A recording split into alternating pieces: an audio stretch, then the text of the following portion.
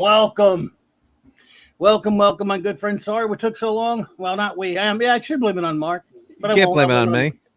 I don't know why I can't, but I'm going to do it anyway. Blame it on Mark, everyone. I'm the guest. You can blame That's it on what me. he's here. Sorry to be so late, my dear friends. Welcome to Wednesday night. Well, wild card Wednesday night here on Clobberin Times. Issue number 264 on YouTube, but 964 overall. And it is great to see you clobberers. Thank all those who stopped by my video today. Spinner Time Machine dropped. The follow-up will drop tomorrow. Good to see you all. And welcome, of course, to the greatest chief engineer in the fleet, Mark D with a C. Thank you for having me. All right, buddy. Thanks for joining me. Appreciate it. It was just going to be kind of nothing of a wild card Wednesday, but I just at the last minute decided maybe we just pay a little tribute. We'll talk a little bit about it. One of the greatest comics artists who ever lived, who unfortunately the great George Perez, folks, has been diagnosed with terminal cancer. Maybe you've heard about that. Very, very sad. Yeah. Really sad. Yeah. Yes, he's one whose works I've enjoyed quite a bit. We'll just talk a little bit about him and a little bit about his art, and just honor him a little bit. It's certainly nothing fancy because we don't do fancy here.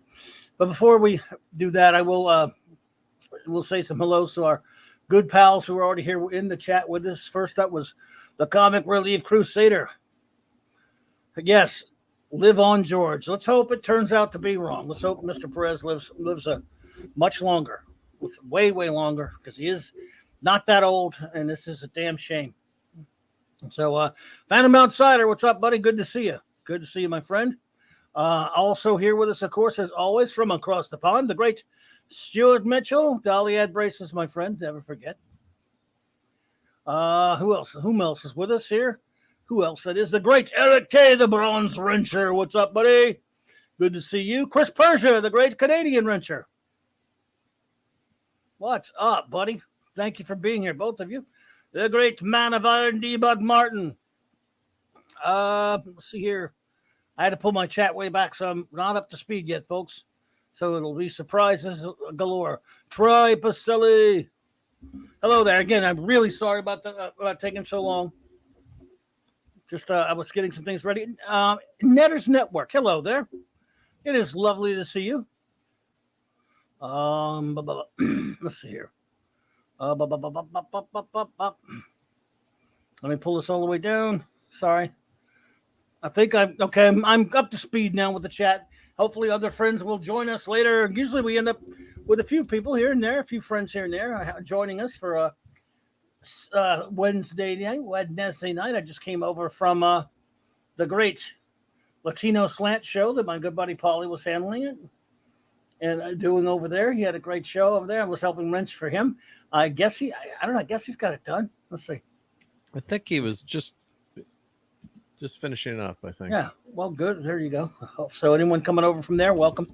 But let's see here. Show note. Well, tomorrow there will be no Global Geek Gang. I think there might be a Global Geek Gang in a couple of weeks where we do a special end of the year type thing, and maybe next year come back and start it all on you with maybe one or two Global Geek Gang gatherings a month. We will see how that goes. But tomorrow night, there will definitely be Clubby's Clubhouse. That's right. Yeah.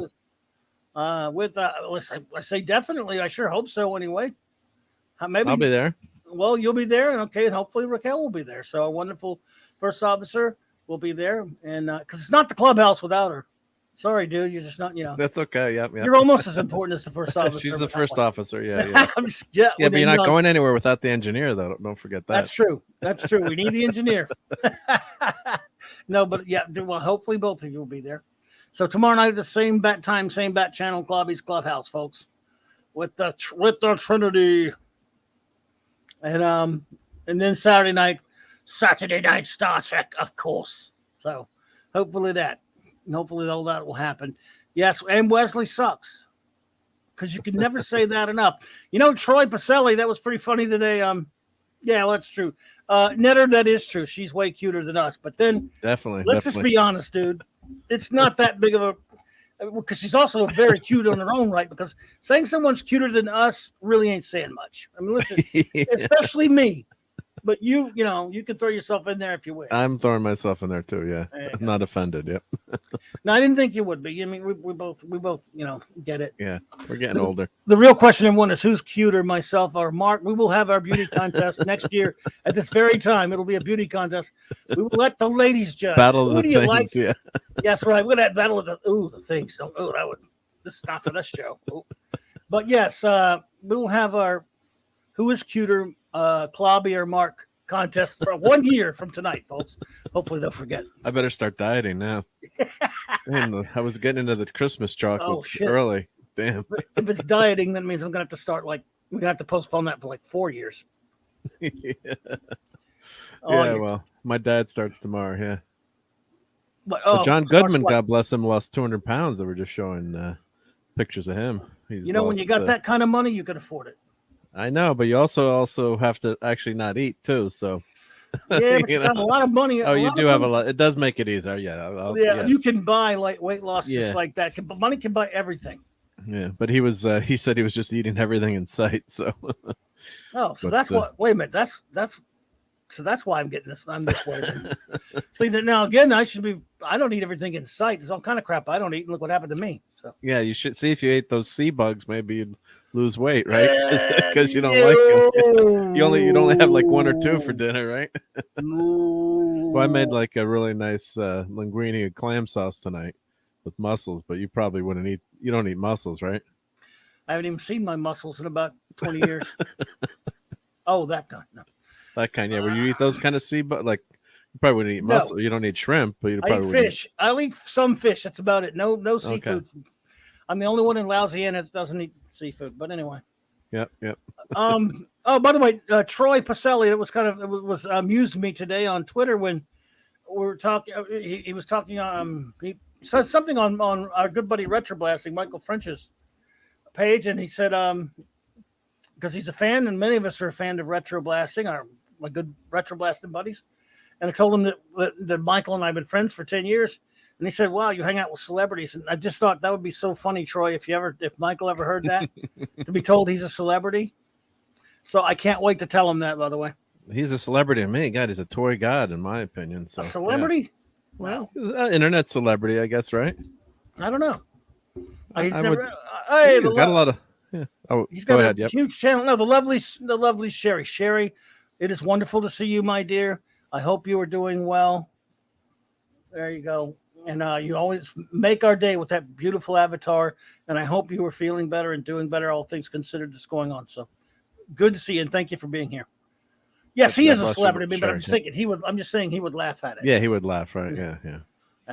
He's a celebrity. People, you know, when you hang out with like I was hanging out with some, hockey, Hall of Fame hockey player a few weeks ago, and I'm thinking like, when I was watching him in the Stanley Cup a few years ago, it's like, who would have thought I'd be in a room, eating bad cheese and crackers with, Martin St. Louis, and just hanging out and talking about like the neighborhood and kids and stuff. But they're just normal, everyday people. I mean, some can be a-holes, some can be super nice, and he was incredibly nice and gracious and really, when people show off, you can tell the show offs, and when they start talking about all this, he was really interested in having a conversation, talking to me, and just nice. And what the hell? Who the hell am I, right? I mean, so that's how you can tell when it's what someone can do for you, and then you see how those people act towards people that can, further them versus people that are genuinely interested in what you're saying and want to have a conversation. So. But yeah, they're just regular people, one pant leg at a time. Yep. Well, again, I've never actually asked anyone how they put their pants on myself. So I don't know. I mean, the one pant leg at a time thing, that's a common fallacy, my man. We never really know. Some people may have some special exotic ways of putting their pants on that I just don't think I need to know about. Maybe like Elon Musk set up a gadget so he can get 2 pant legs at the same time, yes. Right? Yes. Like Tony Stark, right? He gets both. D. Bud Martin's here, doesn't he? Put both Iron Man pant legs on at the same time. In the 24th century, they might beam into their pants. Right? You never know. But hello everyone out there. How that happened? That little well, it's my fault. Well. You know, George Perez has been one of my favorite comic book artists for a long time. About a year ago, our great buddy Mark C and I, and hello there, Liger fan. Good to see you, brother. Thank you for being here. We did a show about our top 25 all-time favorite comic book artists. We counted them down. And I haven't thought about that in a while. And so I look back at my list of comic book artists that I have in my favorite. I wish Hungry Boy was here so I could try this list out on him. But I'm gonna count mine down really fast. My top 25 list. I don't have Mark's in front of me. I would count his down as well, because I was looking for that list the other day. It's like, I wonder how high I had George Perez. I knew it was up pretty high. You must have had him pretty high, right? Right, I had him pretty high. Now where is that list? I had it right here. I just found my 25 most hated movies list. Where's my these darn personal confusers? I found my covers list too. We did a list of Mark and I did our favorite our top 25 favorite comic book covers. Oh, here we go. Mark's cover list. There we go. So who's here? Let's see. Oh, I thought I saw someone new pop in. So and this will tell you how much I regard the great George Perez. My top 25, comic book artists are as follows. Number 25, John Buscema. Number 24, Marshall Rogers. Number 23, Al Williamson. Number 22, Walt Simonson. Number 21, Steve Rude. Number 20, Nick Cardy. Number 19, Joe Kubert. Sounds kind of low for Kubert. I had to apologize about that last year. Number 18, Grell. I said Mike Grell. Yep. Number 17, Steve Ditko. Low for Ditko. You have to apologize for some of these. Number 16, this is just a favorites list, folks. Just a favorites list. I know some of these guys are more important to history. Number 16, Bernie Wrightson. Number 17, Dave Cockrum. Number 16, Wallace Wood. Mark C did not like people calling him Wally Wood because he said Wally didn't like it. Wallace Wood, who's way higher on Mark's list, by the way. Okay. Number 13, Alex Ross. You know, in retrospect, I have him too high. He's not a comic book artist, but I love his work. Number 12, Jim Starlin. Number 11, Barry Windsor Smith. Number 10, Kurt Swan. This one shocked Mark. Number 9, John Byrne. Oh, yeah. Yeah, because you know how I feel about Byrne in some respects.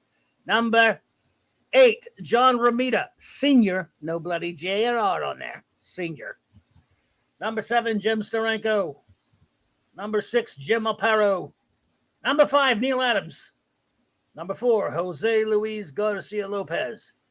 Number 3, George Perez. Number 3, there you go. Yeah. Number 2, Gil Kane. And if I have to tell you who my number 1 is, you've never met me. Easily number 1, of Vince course. Coletta. Yeah, he's not an artist. He's a penciler. So I know. I mean, he's an inker. Sorry. Yeah, joking, yeah. Yeah, of course. Yeah, you know. The great king of comics, Jack Kirby, of course, is my number 1. So to have him up at my number 3, that's, you know, again, anytime you make a favorites list of any kind, there are always going to be people saying, wow, you have so-and-so above so-and-so. Oh, my God. Well, just think about the ones I had to leave off of there. Whew. So, and I know you're not big into the artists and the writers and all that stuff, but could you name me like a top 5 if you had to? Against the wall.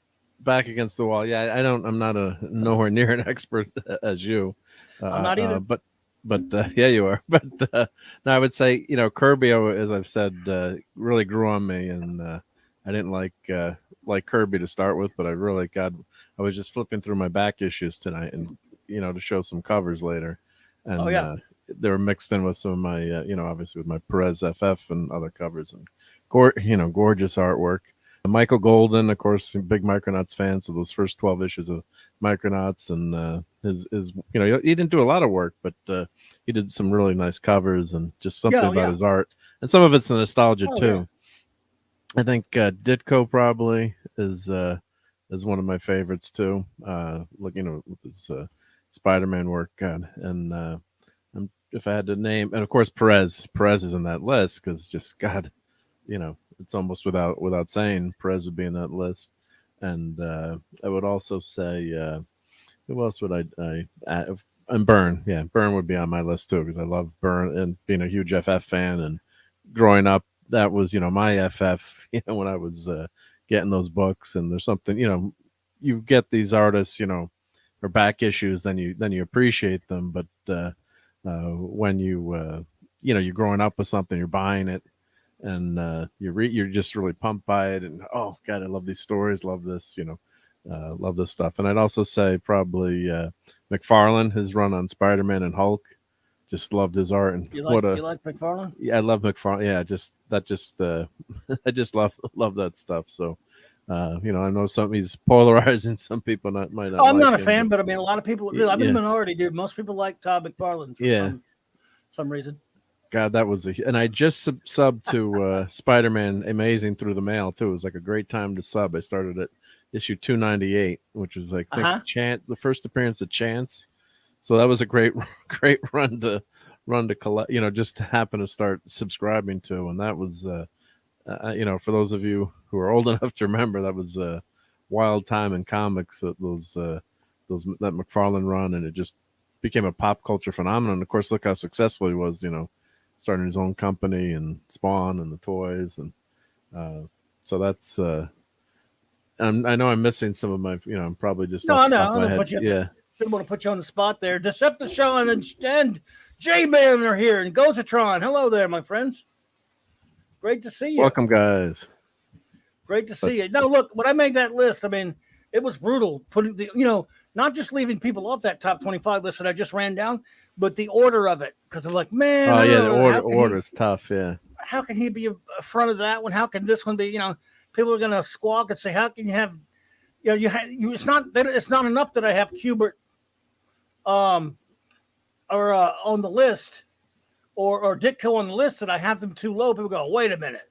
If I didn't have them on the list, they might say something. But even if I have them low, oh, you Ditko that low, but they're on the list though. Right. Decepticon, let's see here. I do love Graham Ingalls and Al Feldstein. And I love Roy Krinkle. Was it? Roy Krinkle and a lot of these guys. I have a lot of respect from. Latino Slant. What's up, Paulie? Hey, Paulie. Hail. Yeah, it's funny. Latino pops in. Slant pops in when we are celebrating the work of a Latino, the great George Perez. What happened, Paulie? If you don't know, George Perez is one of the greatest comic book artists of all time. He just announced yesterday, unfortunately, that he has terminal cancer, and he's announced that he's not going to. He's a forego therapy and all that stuff, and all the things, the chemo and stuff. And he's going to let nature take its course. And we don't know how long he's going to live. This came out yesterday and stunned the comic book world. And so we're just talking about the world of the great George Perez, the work of the great George Perez. And one was Met, and oh yeah, well, sure, it's on the way, Paulie, who I've met a couple of times and was a nice man, and I've loved his work. And it rocked the comic book world hearing about that yesterday. Very tragic. Yep.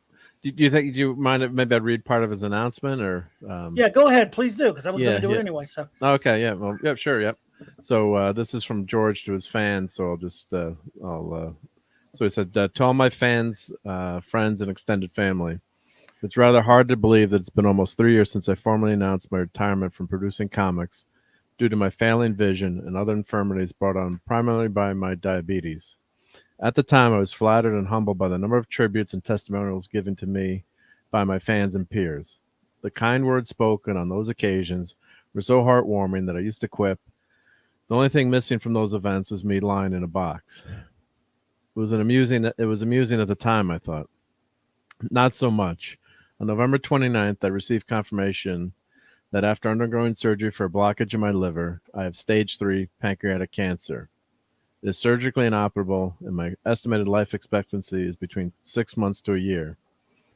I have been given the option of chemotherapy and or radiation therapy, but after weighing all the variables and addressing how much of my remaining days will be eaten up by doctor's visits, treatments, hospital stays, and dealing with the often stressful and frustrating bureaucracy of the medical system, I've opted just to let nature take its course, and I will enjoy whatever time I have left as fully possible with my beautiful wife of over 40 years, my family, friends, and my fans. Since I received my diagnosis and prognosis, those in my inner circle have given me so much love, support, and help, both practical and emotional. They've given me peace. There will be some business matters to take care of before I go. I am already arranging with my art agent to refund the money paid for sketches that I can no longer finish. And since, despite only having one working eye, I can still sign my name, I hope to coordinate one last mass book signing to help make my passing a bit easier. I also hope that I'll be able to make one last public appearance wherein I can be photographed with as many fans as possible, with the proviso that I get to hug each and every one of them. I just want to be able to say goodbye with smiles as well as tears. I know that many of you will have questions to ask or comments to make, and rather than fueling the fires of speculation and well-meaning but potentially harmful miscommunication, I'll be returning to the arena of social media by starting a new Facebook account where fans and friends can communicate with me or my designated rep directly for updates and clarification. For media and press inquiries, please use the contact information on the page as well. Please respect the privacy of my wife and family at this time and use the Facebook page rather than reaching out through other channels. I may not be able to respond as quickly as you would like, since I will be endeavoring to get as much outside pleasure as I can in the time allotted to me, but I will do my best. Kind words would also be greatly appreciated. More details to follow once it's up and running. Well, that's it for now. This is not a message I enjoyed writing, especially during the holiday season, but oddly enough, I'm feeling the Christmas spirit more now than I have in many years. Maybe it's because it will likely be my last, or maybe because I'm enveloped in the loving arms of so many who love me as much as I love them. It's quite uplifting to be told that you've led a good life and that you've brought joy to so many lives and that you be leaving this world a better place because you are part of it. To paraphrase Lou Gehrig, some people may think I got a bad break, but today I feel like the luckiest man on the face of the earth. Take care of yourselves, and thank you. George Perez, December 7th, 2021. Those are some fantastic words, and what an outlook, and really hits home because I lost my dad a few years ago to pancreatic cancer. So it's same thing. Oh my God, dude. Same thing. I just want to say hello there, Lynette Osborne. Good to see you. It's a new face, and Just Joe, good to see you there. Welcome to our great buddy Paulie from Latino Sin. Hey, bro, thanks for joining us. Hello there. Hey everybody. Long time no talk. What's up, bro? Man, what an amazing letter. Yes. Really touching, yeah. It doesn't get any better than that. I'm sorry about the bad news, but we can celebrate and rejoice that Perez is going out the way he is. I mean, what a life! And, good God, yeah. Yep. Man, we're gonna show some. We're gonna show some of his art. This man was just. Nobody did the big superhero crowd scene better. I mean, the team books. He's the team book master, and he did smaller stuff too, though. But he's been around. He's been drawing comics for. Oh my goodness, like almost 50 years. Yeah, I'm just looking. Just trying to see what I have here of his. I don't think I have anything in. I gotta look in my back storage, but nothing here like in my. You've probably seen some, so I'm sure because he got he started one of his early. He went to Marvel. One of his early things he did the Logan's Run comic of all things. Yeah. When they based on the movie. He did the Inhuman series for a short time, and then he did. I mean, he worked on FF. He worked on Fantastic Four. Clobberin. Yeah, he clobbered on FF. Yes, he did. Yeah, and did beautiful work on there. And this was one of his first assignments. He did a lot of other ones. Interestingly enough, Paulie, he created one of the very first Latino superhero. He created him, White Tiger. Well, I mean, that's why I came on. You know, I had read about him when he made the announcement yesterday, and then I saw you doing it. But also too, just to hang out with you for a few minutes, my friend. Well, I'm glad to hear you. Glad you're here, man. And But he was. we need to do a deep dive on White Tiger. That'd be awesome. Yeah, absolutely. I think we talked about it a little bit once before, and I was just Mm-hmm. this actually a guy whose videos I like a lot who does. It's called Mary Marvelite. I recommend that channel, everyone. He goes basically histories of characters, and he's got a great video about White Tiger that you would enjoy. I think.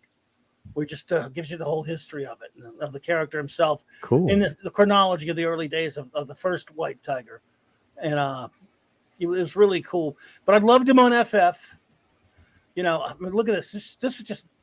This is early stuff with him. Look at this beautiful Panama arrangement. They don't make comics like this anymore, brother. They don't draw. They can't draw like this, I guess, anymore. That's gorgeous, yeah. Because he was not only a good visual artist, he was a great cartoonist. That's an absolutely beautiful scene right there. Human Torch looking like he's supposed to look, you know. And oh, that's sick. I mean, he was just he made beautiful images, and he also was great at telling the story. Like that right there, that was just like an ad thingy. But of course, he was a black and white. He was black and in Deadly Hands of Kung Fu for a while there. But then, you know, he goes over to the Avengers and has a great run on Avengers. Mm-hmm. You know, which I love, and my God, I mean, look, Yeah, no one could do the crowd scene like George. It's got a great style. Yeah, he's. It's just, I mean, every time he would take over a team book, you know. well, the Teen Titans. I mean, that took off like crazy under him. Oh yeah, It's we're just, getting there because that's the one that really catapulted him to stardom. You know, he was doing a lot of stuff, and especially team books. Of course, God, I love his Justice League. Oh God. I mean, look at this guy. He just makes it. I want all of my superhero team books to look like him. I want them all drawn by Perez or someone who can draw like him because he makes them look so good. You know? I always love this one. yeah, remember that one? Yeah. It's badass. Only Superman can hold both of those things. Yeah, I'm kind of in awe of that one. Which one? Oh, I'm kind of in awe of that one. But just all his work, but that one's Yeah. And that was for the what is this one from? They did this now in the early 80s. They had planned a Justice League Avengers crossover. This would be the ad art for it. And because of problems that went on in intercompany politics between the companies, not little problems, just backstabbing, and George Perez left Marvel for DC. Jim Shooter didn't want George Perez drawing it, so it never happened. He did about 40 pages, and it died. The project died. I remember 1994. I was at the con where George Perez sold the pages to Rob Liefeld for $20,000. I got to see them exchange the pages for the dollars for the cash. Wow. I got to see Liefeld giving Perez the cash for the pages to this thing that we'll never see. How much is that worth now? My God. Who knows? But then later they went ahead and did it, and Perez did do that. So this here is from this epic JLA Avengers crossover, which was done many years later. But before that, in the early '80s, what really launched him into stardom was New Teen Titans that he helped create with Marv Wolfman. And this almost supplanted the X-Men as the most popular comic of the time, or it certainly gave it a run for its money. Hungry Boy, what's up, buddy? Yeah, Hungry Boy. Oliver Belmonte, good to see you, my friend. I was thinking of you earlier, Holder. I mentioned you earlier, Hungry Boy. So yeah, his Teen Titans, man. I had this framed. I gave it to a friend of mine. What's a beautiful post. And I got him to sign this, by the way, to the con. So good God, look at this New Teen Titans. Just a great kinetic action. He had a Kirby ability to make action move in one panel. Yeah, you close your eyes, you see it happening, right? That's right. The beauty of comic books. Absolutely. Good God. And you forget when you're reading that, like, you're making the motion in your mind. It's when you get into a comic book, you pay attention. It's it's almost like you're watching a movie. That's where I experience it. Yes. Yep. Absolutely. Well, an older movie Yeah, with the Well, yeah. you fill in the gaps. were Yep, just- use your yes. imagination. Yep. We were God, just I talking about, movies and the channel. Just, Yes. we got to just stop remaking the old ones.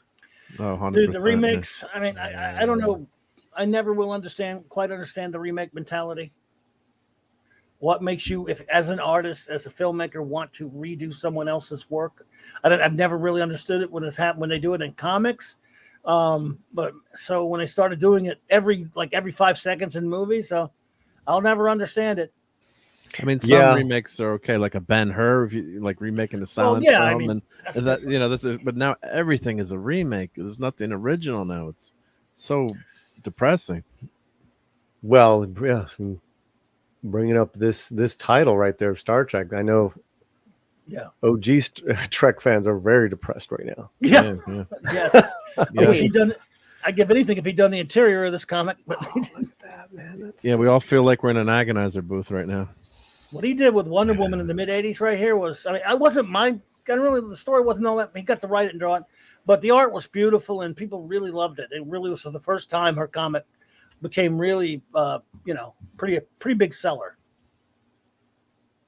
He was just amazing. And this, my folks, I'm sorry, if you ask who wins this fight, there's some things human beings were never meant to know. They can fight, but we can't have a winner. Right? But he didn't even do interiors on Batman so much, but these covers, a Perez cover, That's man, so amazing. God. it's just beautiful.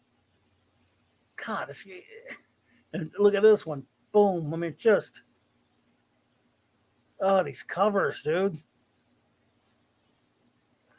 I don't have this signed, but I did have this postcard. It was a postcard set, but I gave this to a friend of mine who needed it because he didn't have the complete set. This didn't come with the set. You had to get it outside of it and stuff. Like one of those chase items. Yep.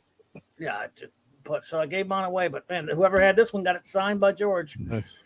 Did you ever read this comic, Future Imperfect? Yep.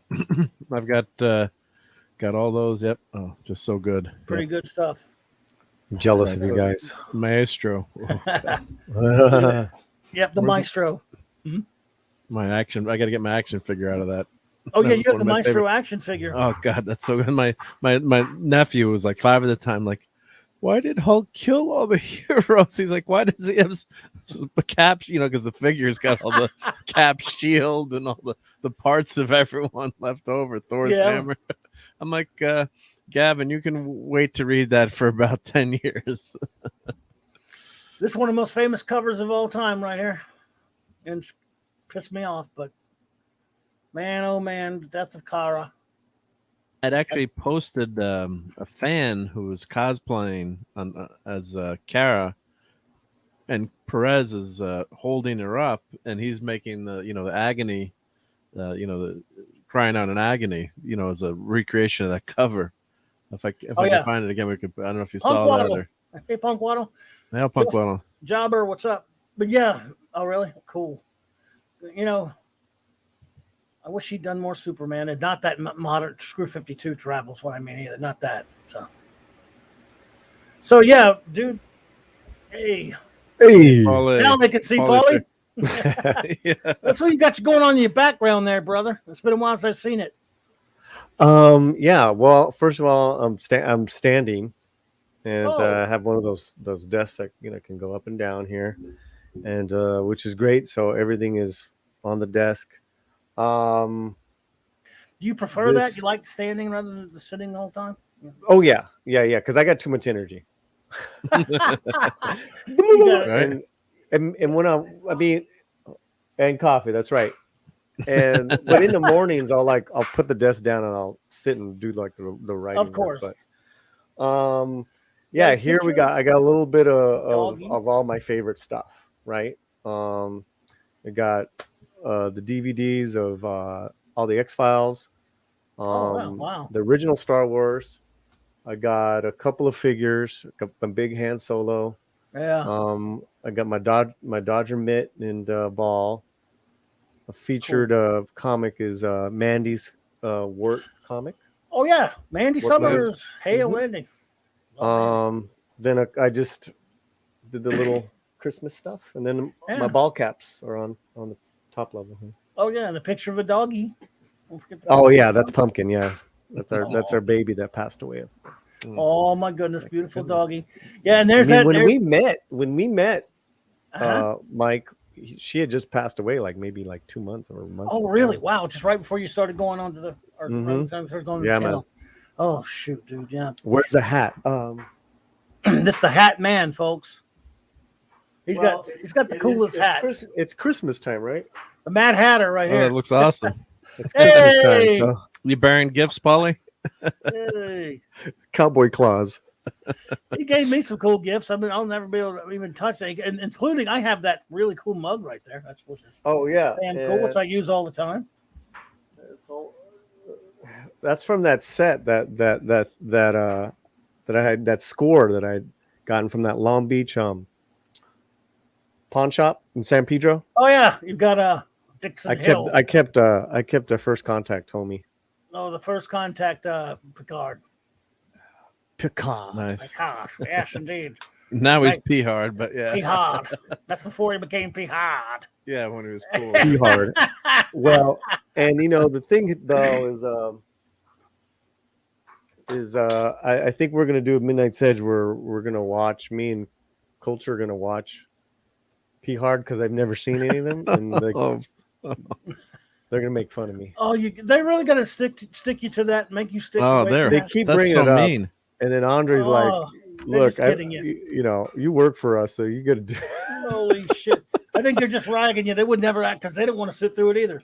Yeah. Polly, Mrs. D is a human resources professional, so if you need any advice, she can help you out with that. If you like to get on watching that, I don't know, man. I'm an independent contractor, but I'll keep her in mind. Thank you. California has some quite the some good labor laws to protect those workers. So Oh, that's funny, man.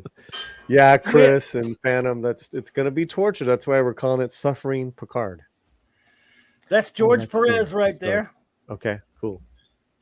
at a con. Of course, spoofing his classic Crisis on Infinite Earths #7 cover. That one there. Dope. that's really great. Yeah. Yeah, and I think that's his niece there, the beautiful Mia. Oh, I forget her name, but I haven't seen her in a long time. But I've met her at a couple of cons. I forget the young lady's name now. She's a cosplayer, a beautiful model and stuff. So, and yeah, I remember this picture from a while back. And George always has the most cool shirts. Dude always have. I mean, I think I have geek shirts. But Jesus, George has like even geekier shirts. I love him. He's always got these this one here. You can't see it much, but he's got Superman all over it. So yeah, nice. Very, very friendly guy. He was Yes. so nice. Yeah. Wow. Oh, my goodness. We have a question from. Well, we got a lot of questions. I haven't been looking. Sorry, I've been looking at the chat. Everyone, let's see what Oliver says. I recall George Perez did 7 covers for Infinite Crisis.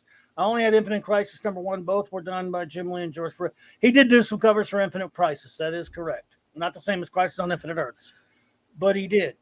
I'll show those when we have a chance or later. Yeah, okay. You got some pictures as well. I got some. Well, I've got the books. So. Well, that's the thing about Perez art. There's so much of it. Oh, God. There are many artists whom I love that you could almost show their entire work in a couple hours. George Perez was so prolific. I'm crazy. looking at my comic book database software, Comic Base, and they've got 1,170 comics done by George Perez. So, and I don't know how accurate that is. It's but they've got millions of comic books. But yeah, just think of it over 1,200 comic books. That's quite a few because add up the pages to all those pages. Yeah, times 22 plus. Yeah, that's what you call a lot of work. Yep. It was and prolific. gorgeous work. Yeah, and like I said, he did other stuff as far as like he did non mainstream stuff, but he is more known for his mainstream stuff, of course. which is understandable. Yep. It's understandable. Hey, Dark Shadow Logan, what's up, brother? Oh, the cabal is forming. Well, Paulie? Yeah, man. You got a run, bro? Yeah. I understand. I wanted to get a couple minutes to hang out with you guys, but I gotta go help with. I want to help out. Oh, I'm good for a minute. Oh, okay. Oh, cool. There's time. All right. Sorry. Oh, All right, cool. Dude, I'm glad Awesome. you're hanging with- Yeah, absolutely. Well, we understand that. I mean, especially Mark. He understands that. He's, Well, Yep. I just started like the garlic and the turkey that she's cooking. You just started smelling it now. It's like, cooking some turkey tonight of all nights on a Wednesday night. Man, that's right. I keep forgetting 2 hours earlier there. yeah, it's not even 8 yet. Well, that sounds good. Yeah, Sounds brother. good. But I made Yeah. linguine and clam sauce tonight. That was a big hit. Oh, What the man. hell? Hey, I gotta tell you guys. Yes, sir. We took my mom out the other night to Olive Garden. Uh-huh. Oh no, I'm mostly Italian, so Olive Garden. I know. Is like, But hear me out. Okay. Hear him out. Hear me out. Bottomless salad. That salad is kicking, man. Their salad, and then they had a fresh lasagna. Mm-hmm. And the thing with this one, see, there's not a lot of them in LA. I mean, really, there's not. And this one just opened up in our neighborhood, and it's they took over like a mid-century building, it was like a bank. Anyways, it's like you're going into a real restaurant, not like a chain. chain. Yeah. Yeah. I like Olive Garden. Is that wrong for me? Well, it's not OG. It's not legit, I might get this owned by the family, but I hear you, Oh. man. Listen, but they're going after you now. They're going Yeah. after you. They added the X and that Latin and not that Italian. Italian X? I'm not joking. No, I believe you. that's I'm not- hysterical. I'm actually not joking. I think it had to do with House of Gucci or something by Okay, Ridley yeah. Scott, and in the press it said Italian X. I think someone put my name in there. Oh yeah, Like they tagged me. tagged you. Yeah. Yep. We As a Spaghetti reference. X. So it was good. You had a great dinner then. So I had a great dinner. Yeah, back to the dinner. Fresh lasagna. And then we had the salad, and of course the bread. Yeah. I like that bread. The bread's good. Yeah, man. Yeah, me and Clobberin are on the same page. Hey, is it bad that that's my favorite thing at that place? It's the bread. No, fresh bread. no. Fresh bread is it's the food of the gods, right? I Well, just my sent had you an the- Italian grandmother that made fresh bread all the time, and you'd work in the kitchen, and you'd knead the dough, and then she'd make you pizza frite, which is if you've been to carnivals, the Italians are called pizza frite or fried dough. But they have all kinds of fancy, Zeppelis or names for them. But and that the leftover bread would be pizza frite. So, and all my buddies would love that too. You put tomato sauce or sugar on it, and that was always a hit. And then all the some of the meals you have, all homemade, whatever you cook. I don't care what it is. If you make it homemade, it's the best. I mean, I've had Chinese food from people. With the mom would make it, from the old country, the recipes, and it's nothing like you get in a restaurant. But oh god, it's just with good. restaurants, I could tell when what Mexican restaurants are like legit. Yep. Yep. Yeah, With the good food. Yeah, I I mean, can tell. Yeah. I mean, the sauce can be great, but the meat. The rice can be great, but the beans, Oh, yeah. yeah. I mean, not to hijack. No, that's cool. We always have a food sidebar on this show because I was joking with Mike when we started. I said, I'd invite you over Christmas Eve, Mike, but you wouldn't be able to eat anything with Italian Christmas Eve because we have the 7 fishes. So you could have maybe the pasta. Fish. You could have. You'd have the pasta, but you're not a fish I don't think man, wouldn't be eating the I eel eat with some me. fish. I just don't eat any other. I don't like most seafood. Catfish, that's about it. Maybe haddock. That's about it, man. Ugh. I don't eat like a normal Louisianian, that's for sure. Well, Romy's Portuguese, so she loves fish. I like a little. We have some really good catfish down here. I Mm. mean, that's about Yeah. the far as I'll Yeah. go when it comes to fish. Fried catfish, of course. And there's some more white tiger by Perez there for you. Oh, Yeah, that was a good comment. I'll send you that video. You could if you want to know the story of the white tiger. yeah, please. You'll like Isn't there a new one coming up? Well, there was one way after him. This is the 70s. They eventually came to have a female one now. I probably for a good while now. Mm-hmm. But see, White Tiger used to run around with Shang-Chi and Iron Fist and Spider-Man and all those guys. You know, he was a regular in a lot of those. Not only it was a regular running around with those guys in the with the Kung Fu guys and Deadly Ends of Kung Fu. Then he was in Peter Parker, Spectacular Spider-Man a lot. So he ran with the big gun sometimes there. So yeah. And yet, but yeah, I remember that's when I first saw him. I think it was a Spider-Man comic. But he was from New York, right? Like a Puerto Rican. Yes. Yeah. Yes. Hector. Oh, something. Yeah, I heard. I read on I think it's Jose Alder who's doing the new one, and it doesn't sound good. Oh, really? Is it a chick? I think I don't know if it's a new series or actually a script. But I think it's Alder or some other Wokoso that I follow. Okay. And I read it a few months ago as far as White Tiger, so it was just kind of like, and in fact, I read it because he's going to connect it White Tiger to the Puerto Rican lord, the young lords, like kind of like the brown berets, the Black Panthers of New York. Yeah. Now, but it is good. We don't know if it's going to be a dude or the female one yet. Exactly. No, it's a guy. Okay. It's a guy, but I don't know if it's for a film or if he started a new series. And I remember reading up on it like months ago. Oh, and I almost was going to do a video on it, but I didn't. Well, maybe they'll probably do something like introduce him in one thing and then have him have his own series later, like introduce him in Moon Knight or something. I'm just saying, I don't know. Moon Knight's coming soon, though, right?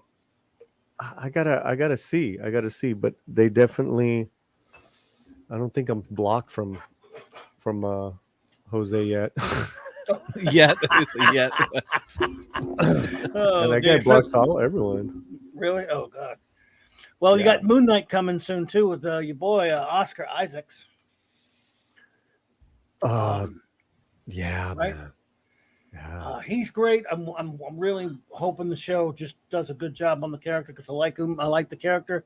So the casting's good. Will the show be good? I guess whenever that's coming out, we'll find out. I guess. Huh? When is that coming out? Soon? I don't know exactly. Soon, though. Obviously I got a lot of hope because Oscar's involved, and I don't think he'd be involved in something that's going to be,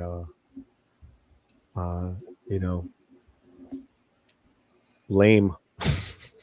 Well, the potential's there. That's for sure because he's a great casting, and Moon Knight is a great concept. Mm-hmm. But and if translated well, and I guess we should be glad they cast not only a great actor but actually a guy because I'm surprised everything's usually MCU. I mean, a guy.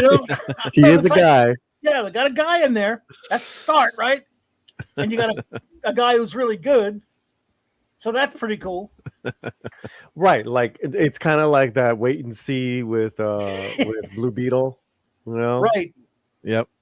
So and again, same deal. We're over the hump with that too. Blue Beetle's a dude, so that's good.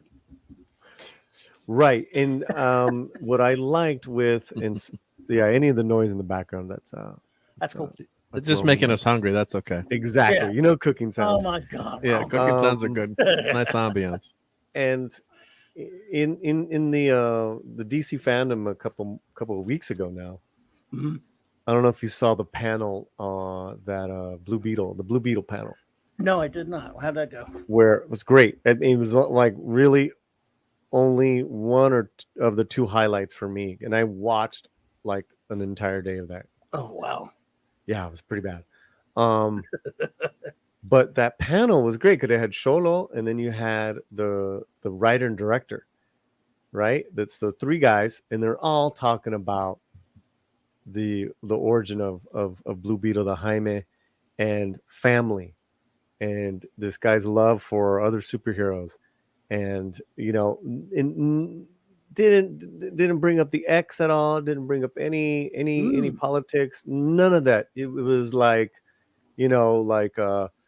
like just nothing but great ideas that they were throwing around. They were excited, and those three were joking around themselves. Like, I just love that chemistry, because that's how you can potentially create a good movie, definitely. And the script writer is he's got some pretty good credits.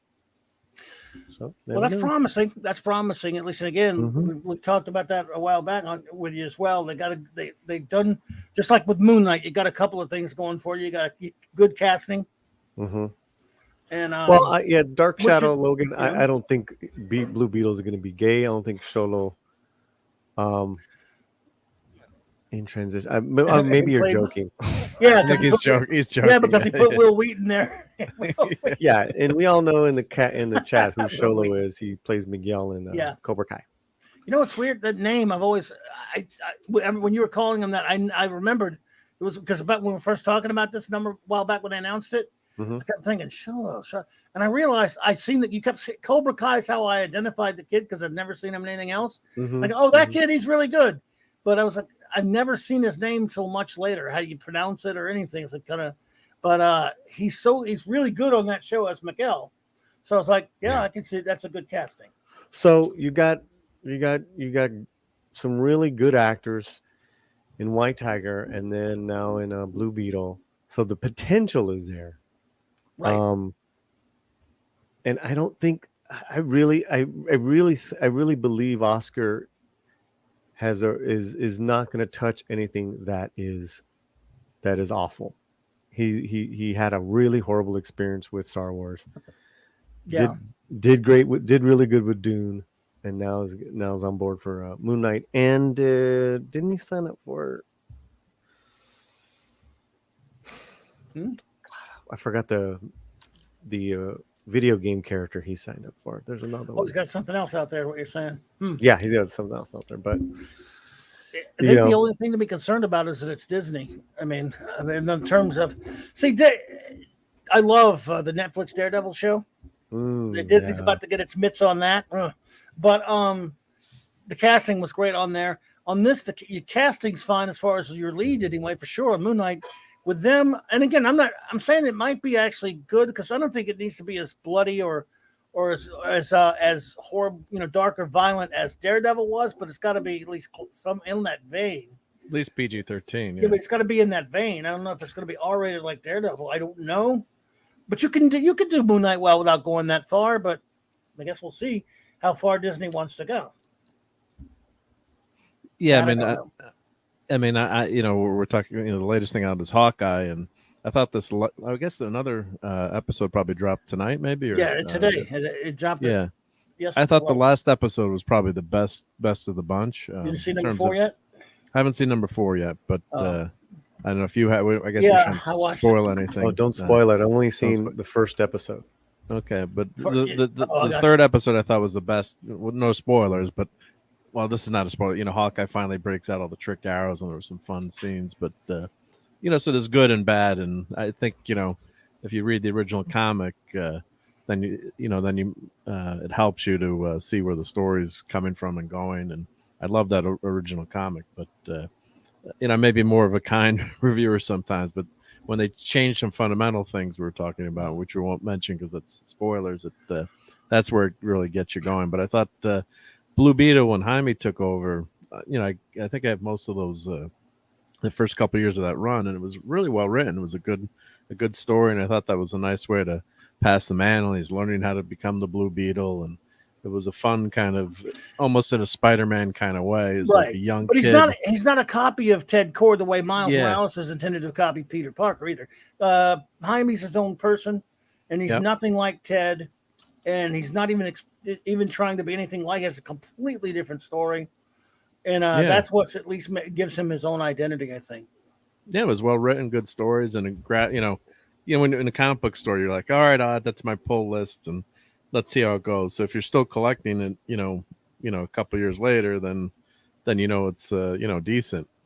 If you're not trying to be a completist, but well, I know Clobby's not a Miles Morales fan. No. And I put up that poll the other night. Mm-hmm. Oh yeah, saw that. Yeah, pick a hero, Jaime or Miles, and it was like 80%. Yeah, I voted for Jaime. Yep. It was 80% what? It was 80% what? Jaime or Miles? Jaime. Yeah. Oh, good. Blue Beetle. Well, again, in fairness to Miles, because I'm not a fan, but he's taking over for an icon. I love Ted Cord Blue Beetle and Dan Garrett Blue Beetle. I like my Blue Beetle just fine, but he's not Spider-Man in the sense that he never has the impact Spider-Man has. He's not a household name like Spider-Man was. Only comic book geeks know who Blue Beetle is. The whole world knows who Spider-Man is, and even when that Ultimate Spider-Man came out with Miles, the whole world, Spider-Man had already been well established as Peter Parker, an icon up there with Clark Kent and Bruce Wayne. So, in fairness to Jaime, you're never going to compete with that, at least not for a long time. Whereas, Jaime, didn't have as much to compete with, which helps, I think. And I love Ted Cord.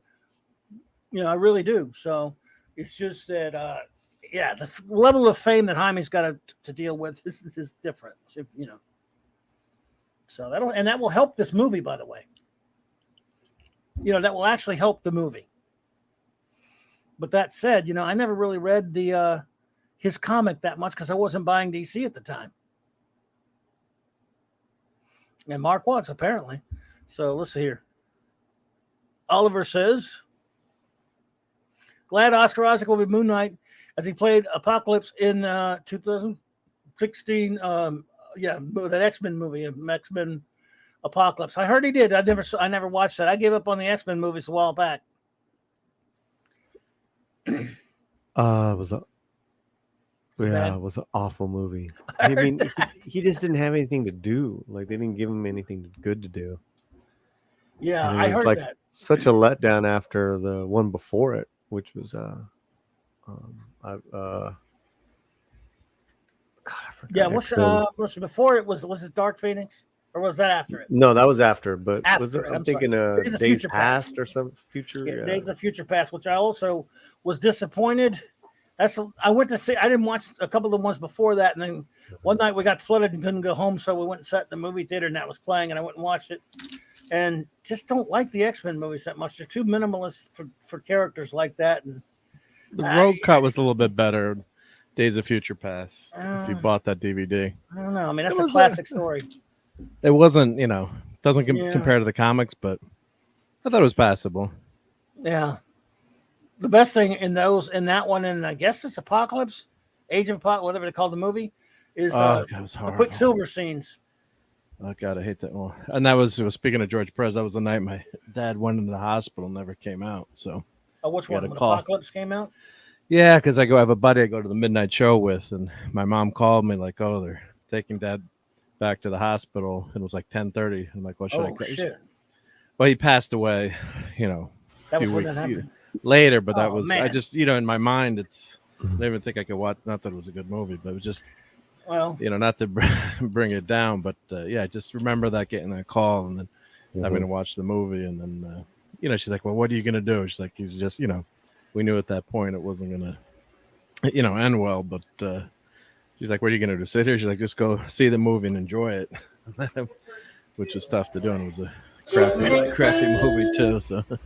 Hey, I got a jet, guys. Okay, buddy. Well, thanks for hanging out with us, man. We really appreciate it. Thanks, Paulie. Let's talk to you. Enjoy that food. Yeah, man. Let's do a White Tiger video. You got it. I will send you that video as soon as I get done with this. Bring Mark D with us. You got it, brother. Thank Thanks, you. Yep. man. The great All right. Take care, Paulie Paulie. Latino Slant, everyone. Please, if you have not, and you probably have, but if you haven't, link in the description below. I'll put the link up, of course. Please sub to this great channel. Thanks, bro. God bless, man. Have a great Take night. care, man. God bless you. Good night, guys. McKinney Draws. Hello there. Welcome. Good to see you, my friend. Yeah, McKinney. Great artist. Great artist. Yes, a great artist indeed. McKinney Draws. Let's see what's been going on in the chat. And while we do that, we should put up some more George Perez. In fact, you have some George Perez art. Yeah, I can If show. you'd like to show some of that in a minute. Yeah, let me get that going. Yep. Yeah, but we'll show some in the me, meantime. Some of that up there. Well, McKinney's a comic book artist. Oh, you're going to be showing it from there. I thought you had like a. Oh, well, yeah, I'll just do the. Well, I got the. Oh, okay. I didn't know. I'm sorry. Hang on. That's okay. Yep.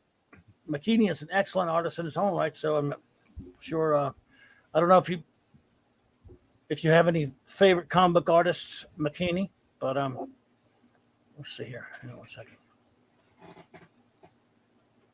Hang on, dude. No problem. Yep. Let me just mute my mic as I move it a little. Alrighty. There we go. So sorry about the glare. Let's see. If I hold it like that, that's a little better. So this story behind this one, George Perez came to Timeless Journey in Stanford, which is the local comic book shop, 2005. So my son, let's see, when was he born? 2001, right? So he's 4 going on 5, little kid. So we're going to the store, Saturday to get some books signed. I brought some FF books I'll show. And, the instruction, everyone knew we're all regulars at the store. Like, well, George isn't, going to do any sketches. So please, you can do 5 books at a time. And, if the line's not too long, feel free to get back online and he'll sign, 5 more books, So, really nice. And the store is very small. It's a small store, but you fit as many people as you can in there. And I was looking for pictures. I guess back 2005, I didn't have a good cell phone, or I don't know. You didn't have that, cell phone camera that was decent. So, I told Charlie, and Charlie was watching the new the Teen Titans, the cartoon. I always made the kids watch cartoons with Dad, and so I said, well, he draws. He created Cyborg. And so I said, if you want, you could ask him, ask him about Cyborg. Yeah. And so he gets up to the line, this cute, I'm trying to do this cute voice.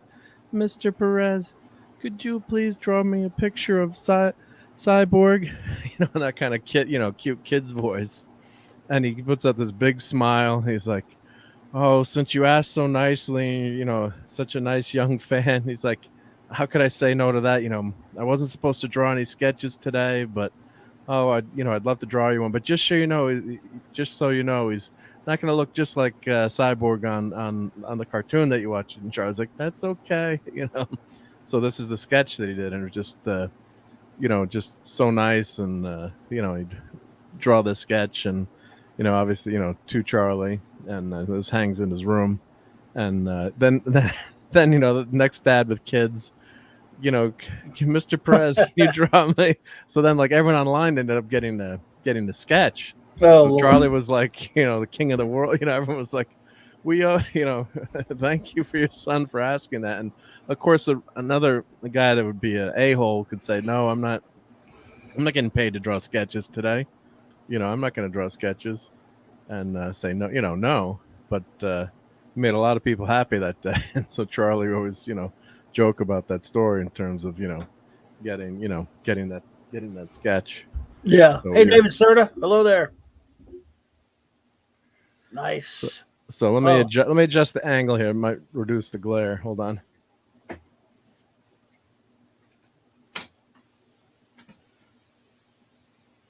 That's better. So of course you've got the classic Infinity Gauntlet. So got to get these signed by Perez. So I've got 5.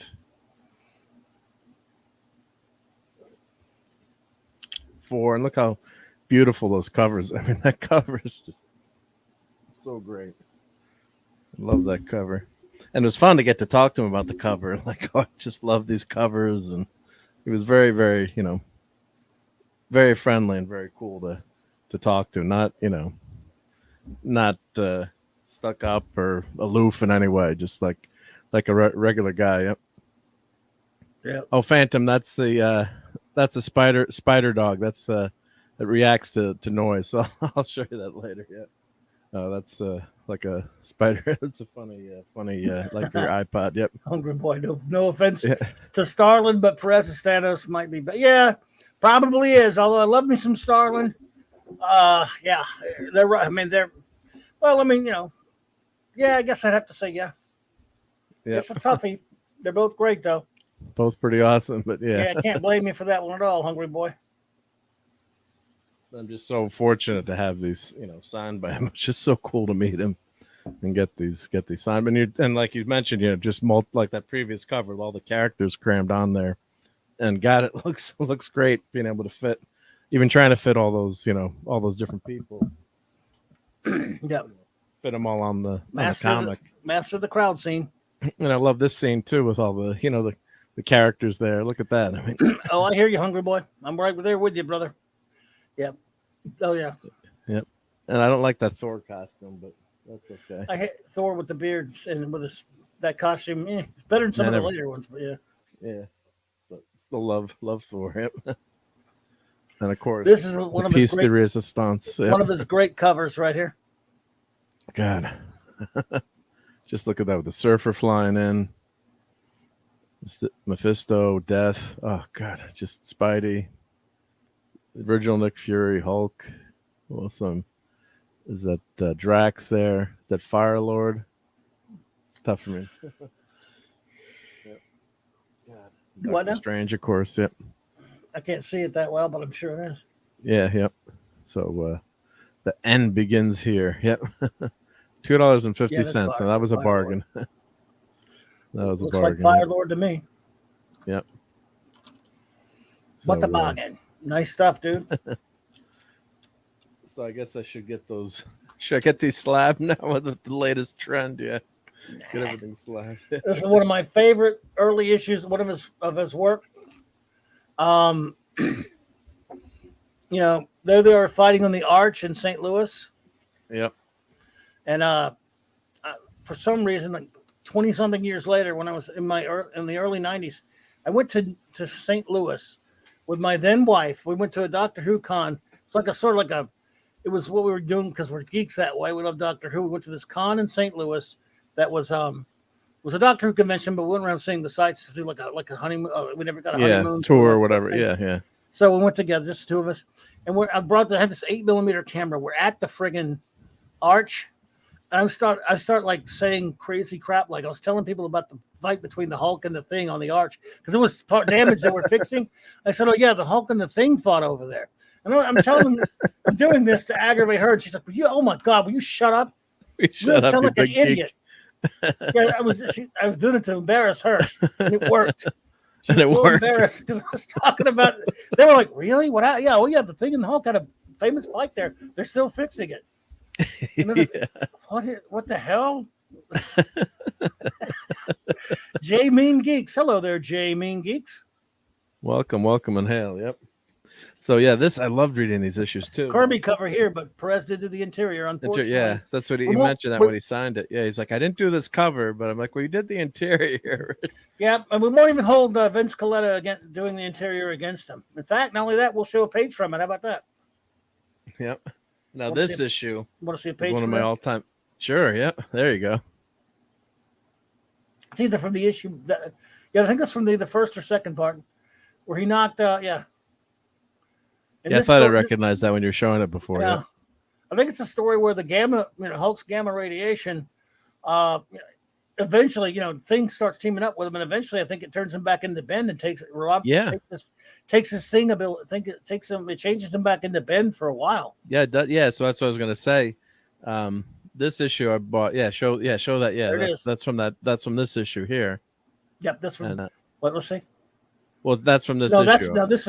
Issue before. It's an issue before this. The issue, the cover for the issue that this is from, I have on a shirt. Yeah. Also a Kirby cover, I believe. No, a Buckler cover. Sorry. Buckler. Yep. There you go.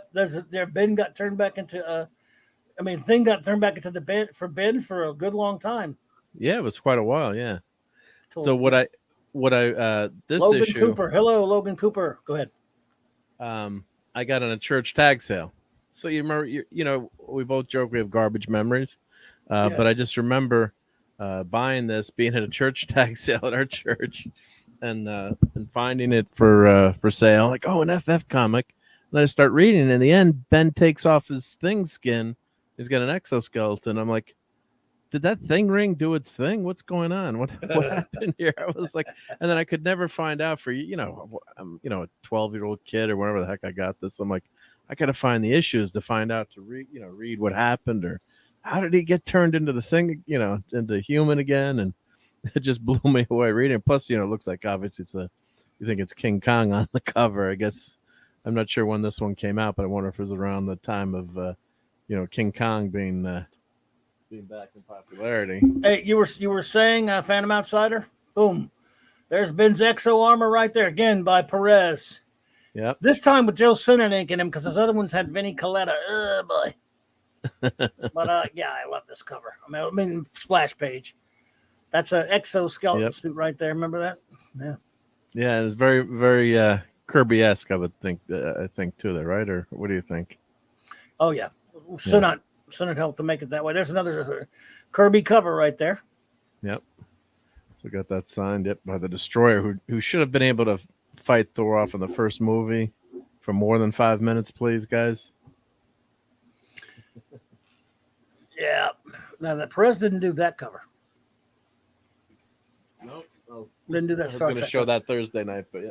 My Yeah. friend, instead of sending me a Christmas card, he sent me that. My wife was laughing. So I got some good friends out there. I don't think he did this cover either, but did the interior for sure. He made this cover. He made his layouts. Or was it Ron Wilson? Oh, no. Down goes Frazier.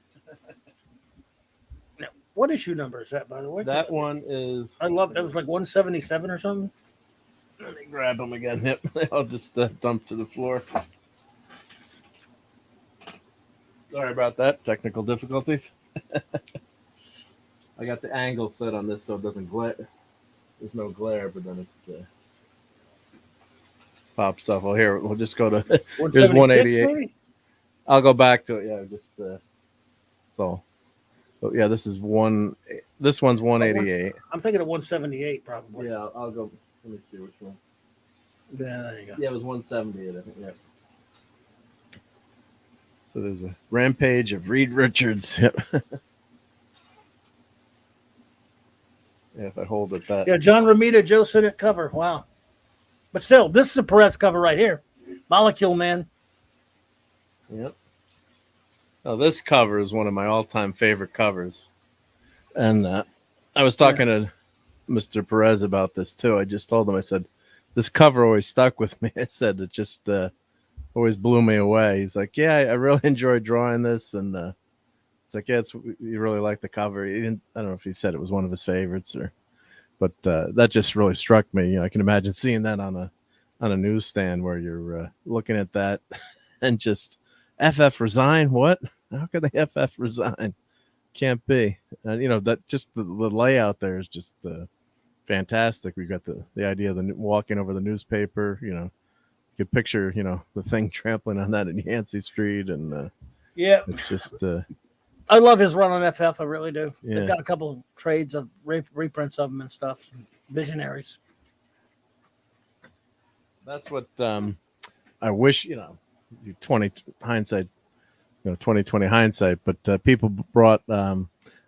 It was either the Visionary book or a huge hardcover all about Perez, and people are getting that signed by him, and God, I wish I was lucky enough to get these, but that would be a nice book to have. Whoa, there you go.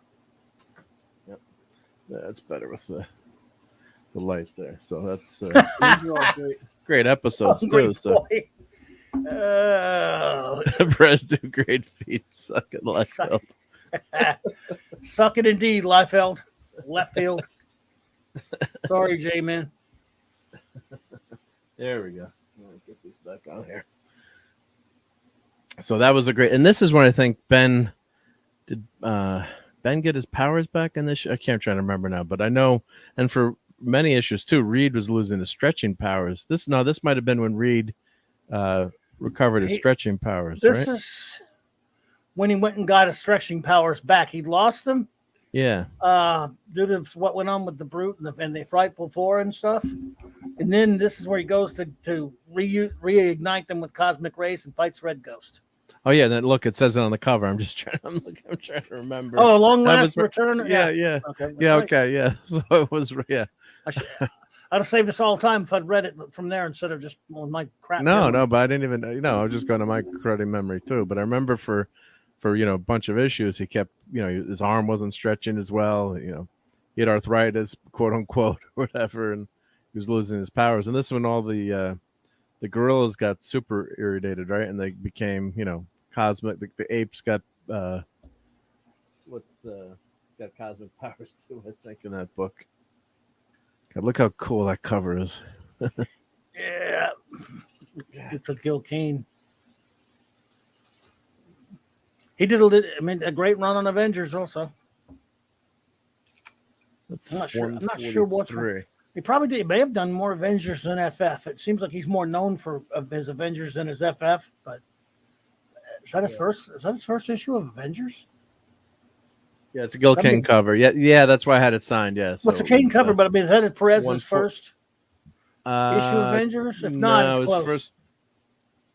Yeah, I'm looking at his my first program. was probably in the 130s to 140s. Is that his first one? Let's see, Avengers Legends.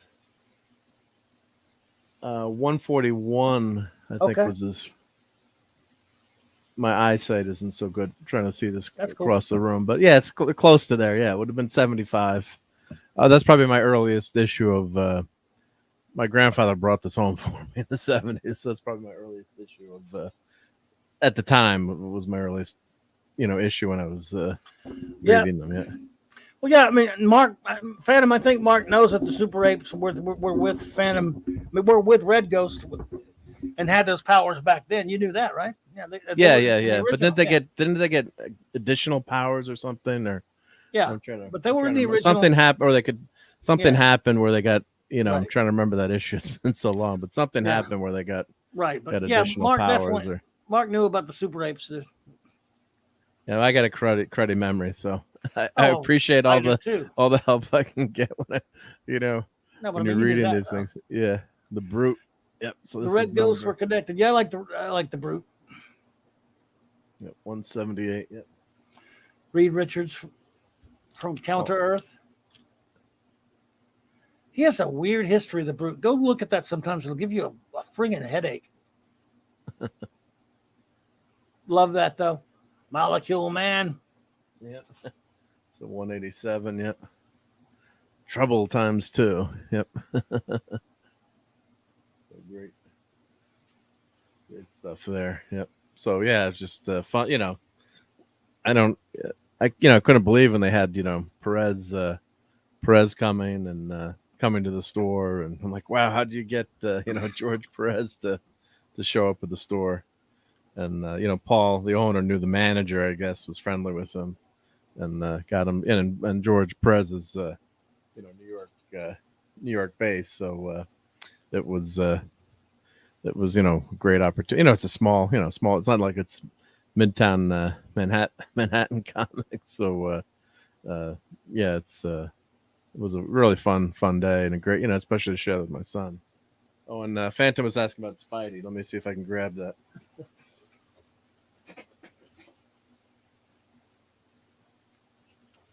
Yeah, this is just a silly Canadian Spider-Man's not here tonight, but if you I should have showed this to Paulie. Paulie would like this.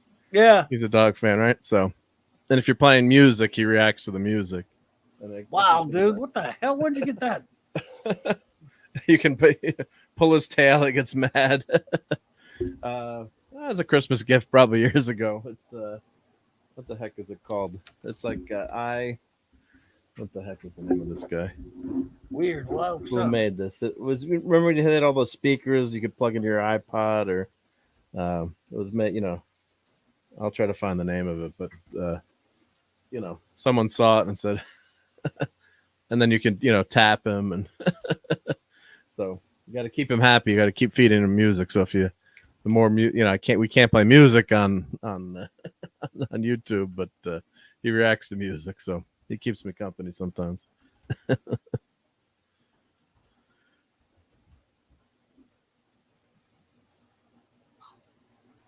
What happened? Oh no! I just stopped my. I stopped the camera. Yeah, well, he was just barking. Yep, he was barking. Yep. So, yep. So, yeah, it's better to put him on the screen than me. Yep. Decorate, decorate, decorate. Yeah. Yeah. Yeah. I wore my decorate shirt the other day. Decorating the tree. So I've got to get all the lights working. It's going to take me about 4 or 5 hours to put the ornaments up. So check out my show from last Sunday if you want to see some Christmas ornaments. I'll take a few pictures this year. I should do a time-lapse video of setting up the tree. That would be fun. Yes, sirree, Bob, it would. Let's see here. What other Perez stuff should we look at while we're here? Oh, God, there's so much, right? Let's do a random one. Do a random cover. Yeah. Some random George Perez. Did he do Thor at all? As a series, I don't believe it. He drew him in the Avengers right? Quite a lot. Yeah.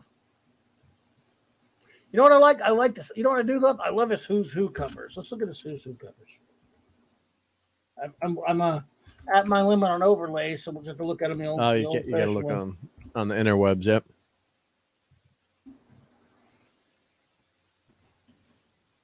God, they're so cool. One. What the hell? Okay, there we go. Yeah. Got it. Yep. I'm just flipping through my list. Yeah. To see of 1,000 comics that he did. Yep. Yeah, I like these. I like this. Let's see. His Who's Who in the DC Universe covers were just amazing.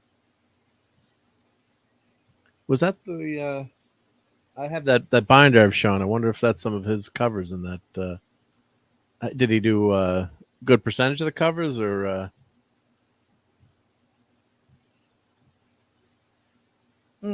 That's weird.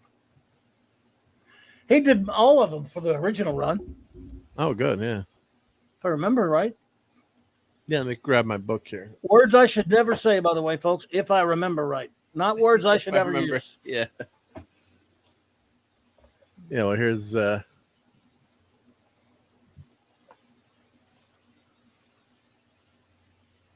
yeah, here we go. Yep, George Perez, yep. But he did most of them, that's for damn sure. Well, shit. Can't blow them up as like the way I'd like to.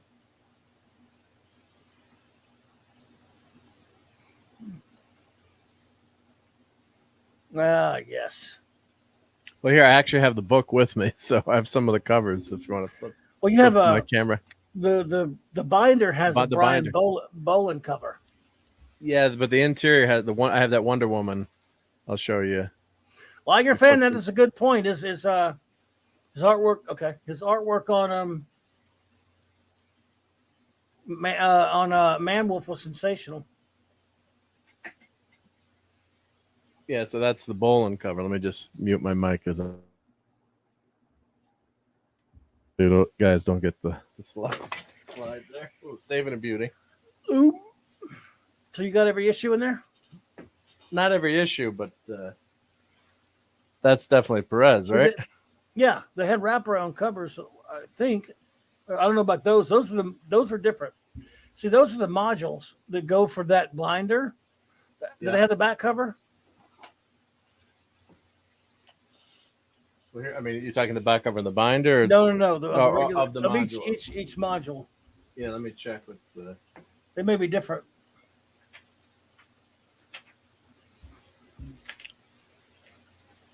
Oh, they're still pretty cool. I mean,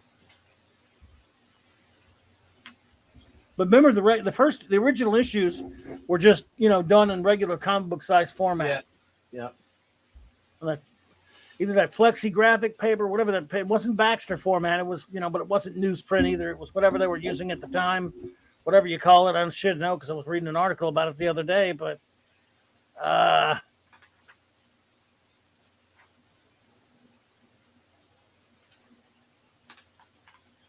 tell you what. There's Perez there. That's definitely Perez. Yep. You can tell when you get to some Perez artwork. Yep. Huh? Oh, sorry. Yep. It's a bunch of different artists through there, though. Wow, here's something. Yeah. Here's another Perez Wonder Woman. Yep. Even Byrne loved Perez, even evidenced by his inking of. Well, you know what? He did love Perez. However, hey there, your Muslim uncle. Good to see you, my friend. But Hungry Boy, he also made fun of Perez. In an issue of the Comics Journal number 58, where he gave that very controversial interview, meaning Byrne. See, they have different covers on these. They're different covers. Yeah, different. He made fun of the way George Perez, his people argue. How their arms are up in the air, and they even did a picture of John Byrne did a picture of it, took a picture of himself doing a demonstration of how George Perez characters argue. So he did make fun of Perez, but obviously he knew he was a great artist. Kal-El, what's up, brother? Good to see you, buddy. Hey guys, yep. So I think I don't know if any other Perez art in the, but that doesn't look like Perez to me. That cover. No, he didn't do these. That's McGuire right there. But he didn't. I'm talking about the regular issues that I'm showing you here with these wraparound covers. Yeah. Yep. So. Yeah, I missed those when they first came out, I think. But then when I saw these in the store, I grabbed a few of them. I wish I'd bought them all because I always love these handbooks, like the Handbook of the Marvel Universe, and I just love that kind of geeky, find out, everything about a character. I just love having that ability and reading about big them. Picture.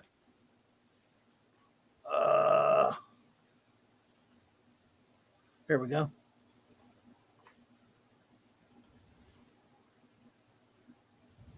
Nice, yeah, okay, yep.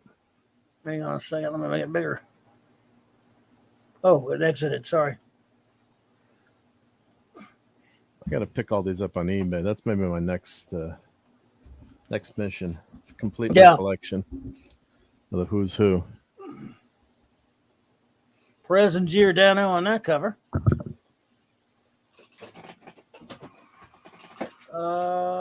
Let's see. What in the hell? What happened? Did I lose you, or you just turned you? Yeah, I got him back. Okay. I'm sorry. When you got too much stuff in the room, you turn your camera off. I got you. Yeah, well, I had my these activated here. Hold on, I dropped. No, you're good. You're good. Over. Yeah, no, but this is for.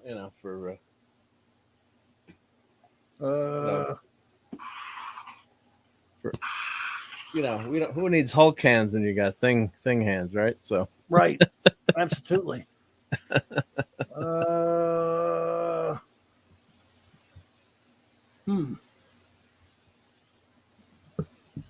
Trying to find these covers. Oh well, we'll just look at some other stuff. Who's Who? There it is. The Who's Who covers. And hell, the Steve Mitchum. Steve Mitchum, what's up, duder? What's up, bro? Diddley? Another great artist too. Yep.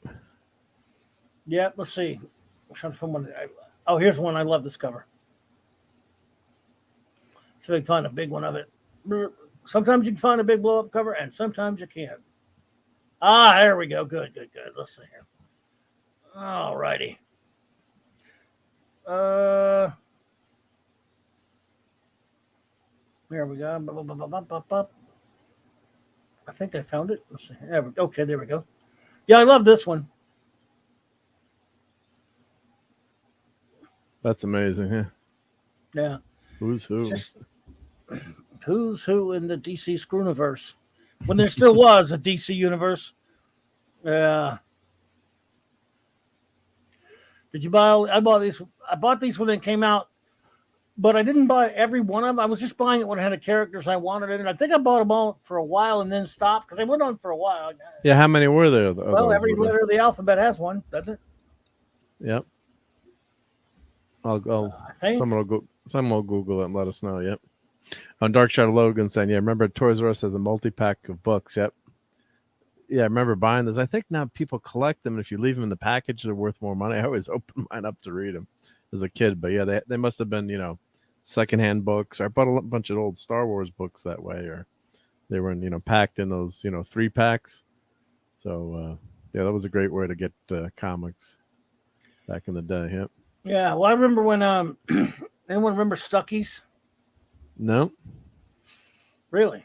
Well, in the 60s, 70s, 80s, there was this place out on the interstates and all over our wonderful country called Stuckies. It was like a combination gas station and a stop where they had a little, food and trinkets, all kind of different, depending on where you were out on the road, it had all kind of, different like knickknacks and trinkets and stuff, collectibles and things. Usually sometimes they had a Dairy Queen inside of them, or they had food, and it was called Stuckies. And I would have liked that. They had different toys and stuff, but they also carried the Whitman reprints, which are like these 3 and 4 bag sets of the comics that they would that you could buy like a whole like 3 or 4 in a bag or whatever for like 25 cents or whatever. Well, you got a pretty good deal. Whatever it was sometimes it was $1 for 4 or 5 comics, what have you. When I was a kid. When did they start doing those, do you think? Was that 70s, 80s kind of thing? Or that was in the 70s. I mean, 70s. I went into the 80s a little bit when I was in USS. Yeah, I went to a Stuckies. I love Stuckies. All right, is this a VOAFY? I don't know what that means, but that 2 people have done that so far. I'm not sure. Yep. I don't know all my acronyms, but VOA, Voice of America. Maybe I should have put it on there. Yeah, so let's just... I don't know. But just hail go and welcome. User in timeout. I'm going to block the user. That's what I'm going to do because I don't know what that is. And you've seen it in there twice, and that's a weird name. So just, no. Just going to, be on the safe side.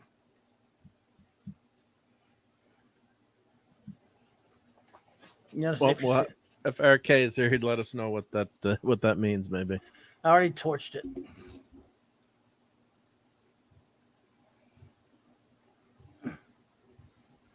Reg Nez, but the names, I don't know. Well, just but it's the same exact thing. Someone of a completely different name put in earlier. I'd seen that before too. Yep. So it looked like a bot or something. Well, if you're not a bot, apologies. Yeah. If you are, no apologies. Yeah. It's bots, pretty sure. And if not, prove they're not by saying something normal.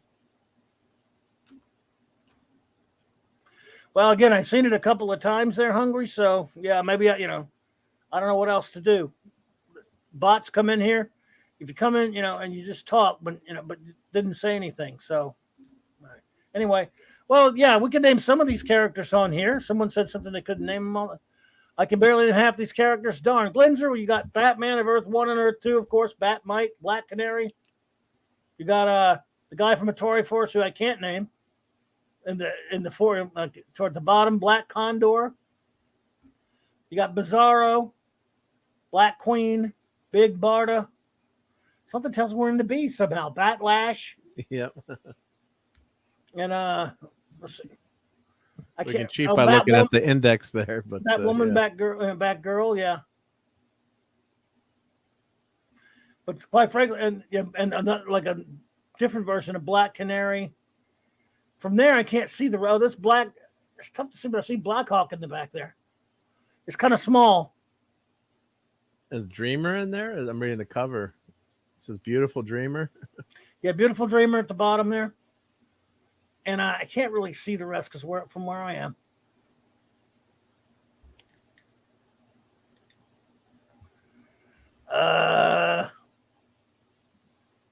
So yeah, the ones I can see, those are them. There are a lot of them I can barely freaking see because it's pretty small. Oh, we'll go to a bigger picture here. Oh, Ben Boxer's on there. I think. I see Ben Boxer. Yeah, these are always fun too to look. I love looking at these. It's just like Yeah. pick out all the characters so you can remember. Yep. But it's tough to see a lot of them. So Yeah, there. Yeah, if you had the actual issue and then it was the Blackhawks are younger obviously eyes, you can't see them. Yeah. Oh yeah. Yeah. But I got all the ones I could that I could see, and I got a lot of obscure ones on there. I think Big Bear's on there. But if you read it, it's Azrael. Ottoman, Israel. Babe, Azrael's on there. The Balloon old Buster? Azrael. What? Balloon Buster, Balloon Buster's on there. Yeah. He's so small. Wait a Byrne, minute. Bedlam. Is Balloon Buster on there? Man, I can't. Black Bison's on there. Where are you seeing that? You can read Well, that. just read the index here. Yeah, but I can't I'm even cheating. see it. I can't even see the index. It's so small. Oh, I can read it. Yep. Yeah, Baron Blitzkrieg, Baron Winters. Baron Blitzkrieg. Yeah, if you zoom in again, I got bad. Oh, you got that? I can barely. Yeah, no, I can read. Yeah. They got Black Canary in both of her Earth, costumes. Yeah. Batcave, Batgirl, Batlash, Batman 1 and 2, Bat Equipment, Batmite, Batwoman, Beautiful Dreamer, Ben Boxer, Big Barda. Windsor, that's Blackfire. The one you're thinking of, that's Starfire's sister. And the guy in the red's Ben Boxer, obviously. But yeah, no, okay, yeah. I can't read those words. I'll say you can even read them. Big Bear, Big Sur, Bizarro. Let's do another World, page. Yeah, Black Bison. It took me forever to find Balloon Buster.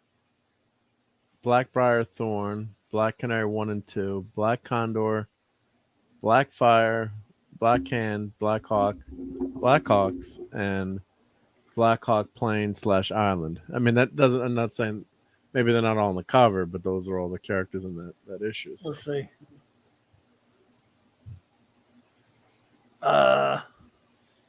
Oh, here's one. So we can find a big piece of that one. It's tough to find the bigger pick of them sometimes. Yeah. All right, there we go. But this isn't by Perez, so it doesn't count. Thought he did every damn one of them. Let's find another Perez one there. Oh, yeah. There we go. All right. Now, no cheating. No, everyone, Mark is disqualified from cheating this time. Okay, no cheating. Yep. All right. If not, I'll give you my agonizer. All right. Yeah. Okay, who's ready? No cheating this time. I promise. We will not let Mark cheat. I'm just kidding. He can cheat if he wants to. Here we go. Here. All right. Ready? Yeah, this one's Perez for sure, folks. Wait. I know Cyborg. Oh, yeah, you're going to go with the easy ones, huh? Keely Chow, what's up, dude? Hey, Keely. All right. Keely. I'll let you do it. Anything you miss, I'll Right. By the way, the C's. These are C's. Yeah. The letter C. The letter C, ladies and gentlemen. The letter C. Can you see my mouse? I can see your mouse. Yep. Okay. All right. I'm cheating at too. I have a 4K monitor too. So here's what we'll do. Obviously, you already mentioned Cyborg. Yep. Are we ready? I figured you'd get Cyborg. Well, yeah. All right, everyone. I'm going to put my mouse on one and see if you can get him. Well, then I have to go to the page to see everybody, so I got to take it off of there. All right. Okay, who's ready? Well, the Liger fan, you're right. Claw, Cyclotron, Crimson Avenger, very good. I'm going to just name a bunch of them now. Are you ready? Because I'm not going to put you on the spot. Yeah. Composite Superman, Crimson Avenger. He already said that. Cosmic Boy, Cinnamon, Creeper. We'll just do the easy ones. Yep. Chlorophyll Kid. Does he count as an easy one? No, I would say that's a tough one. Yep. At the top, Crime Syndicate, Commander Steel, Creature Commandos. Wow. Look, the Creature Commandos, Copperhead, Kronos, Clock King. I can't see the chat, by the way. I'm on the other page. Someone already said claw. These claws right there. Fuck's the big robot? Shit. Oops, did I say a bad word? Oops. Yeah, but it's your channel, so you can say it. Fruckle nuts. Oh yeah.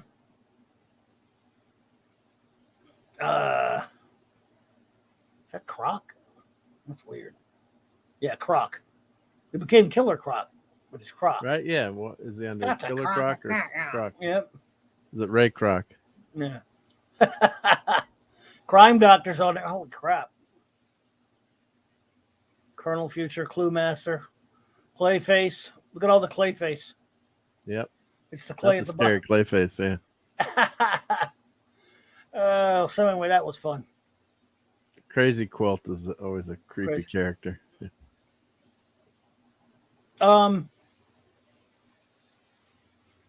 What's that? Let's see. Where's that? Cave Carson, yes. Con Gorilla, yes. No Cave Carson, but Con Gorilla's on here. And I know that because we're in the COs. No, where's Computo? It's Congo Bill and Con Gorilla. So what again? Which character is Computer's right here. The robot guy, right? Yeah. Yeah. Robot, yeah. Computer is right here. Let's see. Where is Con Gorilla? There's Congo Bill, Con Gorilla. Excuse me. Oh, they got the controllers too. I didn't realize that. Shit. Okay. So believe me, the play I missed too, folks. Damn it. See, that was mostly easy though, right? No, I'd say that a lot of those are pretty tough. Yep. Let's see. But there's no way fair way to do it because I got to be off this page to. Oh yeah, you can't read the chat when you're hip. Yeah. Keely Chow, Roll Tide, Colossal Lab, well, Colossal Boy, close enough, Steve. Yeah, that's good. Yep. And when you I have some covers too. I can show whenever you're. Oh, you do? Yep. Hold on. Yep. Go back to camera, you mean? Well, I'll do just share my screen actually now. Yep. Oh, I thought it was okay. Yeah, I have my program up, comic base. So Can we do one more? One more. Yeah, do Who's one Who? more. Yeah, people like that. Yep. One more Who's Who, folks. Oh, am I not? It's always in a dumb place. I want the wraparound cover. Shit. Oh, never mind. Why would you do that? Well, you gotta put the whole damn cover, you stupid DC database. Whale poo poo. Well, that suckles. Didn't work out too well. Never mind. It's too small. Well, it's only giving me the one half of the cover. Oh. Let's see here. How about? Well, it might be my computer pro. Well, you see if you can find it. And if not, No, that's not a Perez one right there. Yeah. That's not a Perez. Is that a Perez? That's a Perez right there. Yeah. There's a Perez cover. All right, this will be a tough one here. Here we go. Zip. Perez Giordano to be precise. Okay. No one needs to say Lex Luthor or Martian Manhunter because otherwise, you wouldn't even be here if you didn't know who they are. Chris Perez is gone, bro. Take it easy, man. Yep. Good night, Chris Thank you Berger. for being here, buddy. Liger fan, you did well, by the way. You all did. I mean, believe me, I trust you guys know all these. And I know Mark does. No, there's some good. Yeah, everyone in the chat's been really good. Yep. Let's see here. There was no Captain Caveman in the last one, though. Just kidding.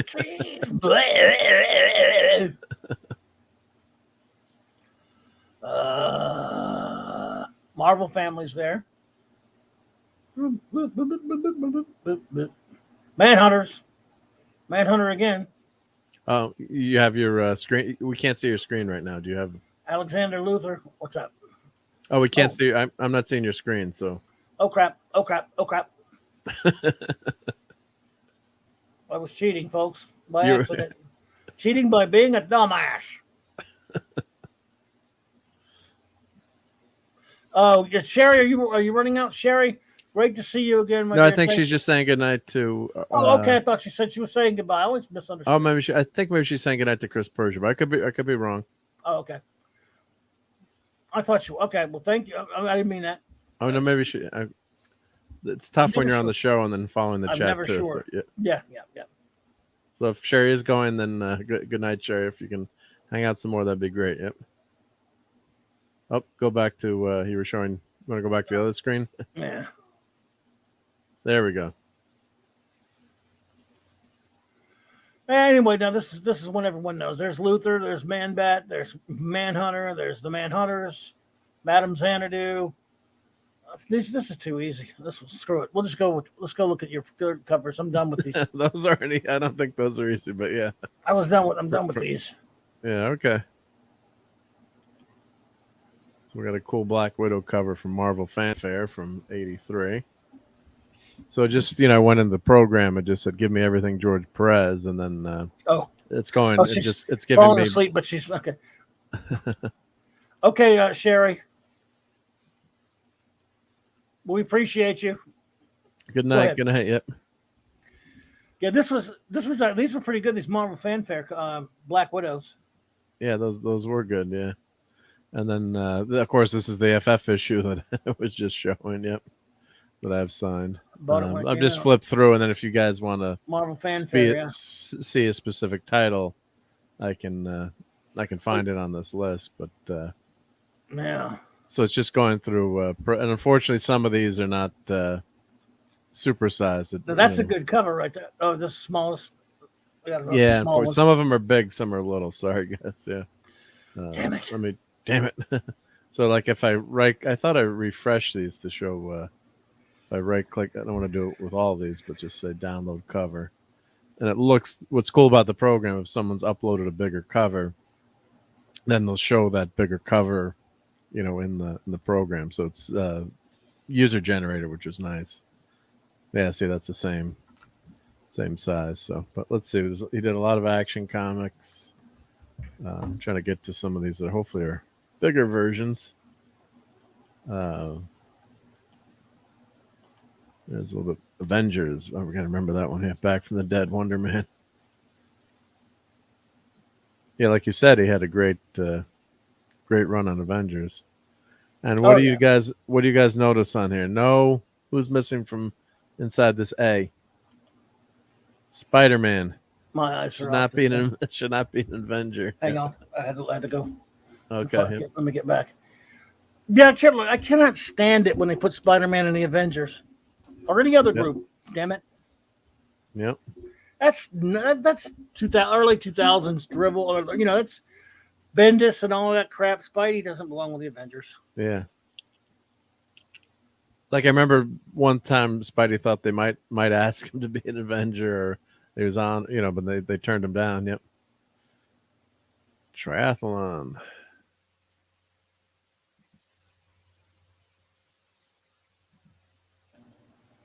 Yeah, I got to look. You know what a Busiek fan I am? I was not. This run on Avengers was just kind of okay to me. I liked it all right, but I wasn't really. It was not my favorite run because they did again. I love Perez. And what did my favorite Perez work? I liked it okay. Don't get me wrong. That's a great cover. Wrapper on it. See, my problem here is I don't really like some of the way some of the characters look at this point. I mean, Hawkeye looks like Hawkeye. Yeah. Cap, Vision. Yeah. You didn't like that Wanda outfit? The outfit, I was kind Byrne of. I don't like the gypsy outlook. I don't like her curly hair like that. I like the way she looked before. That aggravated me. Yeah. Perez did that because his wife looks like that, I guess. And if your wife looks like that, I can't blame you. But Songbird, Screaming Mimi or Songbird. Yep. Don't like them. Yep. I never liked the ionic energy Wonder Man either. I don't like what they did to Simon Williams, really. To be honest with you. Yep. I don't like all the roster. Most of the roster's good, but they're fighting the Thunderbolts there. It looks like it. I know you were a big Thunderbolts fan. Yeah. I never really. Well, the early Thunderbolts were really good. No, I read the originals, the first ones. I never really warmed up to it that much because I don't like Mark Bagley's art. Maybe that was it. I like the story. Okay, I should probably go back and read them. I never liked his art much. You like him? Yeah, I like him. Yep. I don't know. Wasn't my bag. Again, these were okay. Believe me, it was good to see it. But here's the thing. The thing about this, I'm not criticizing. I'm a huge fan of Kurt Busiek. Okay, his Astro City is masterpiece stuff. When he was doing at this time, Astro City was not. It was not really to keep schedule well because he had Thunderbolts, and he had 2 or 3 other comics that would come out mainstream. But and those would come out relatively on time. And when fans would ask him, say, "Hey, we like this book, we like that book, but when are you going to come out with the next Astro City?" He would say, "Well," and he said this. This is not me making it up. This is not projection. All right. He said, "Well, I take a lot longer with that one because I really have to. It takes me, because he was having some health issues, and I can't really give my all to it as much." Now, of course, he got paid a lot more for these. But he said, "I can't because I feel like I'm not in the right frame of mind. I've got to be in my best frame of mind to write that one."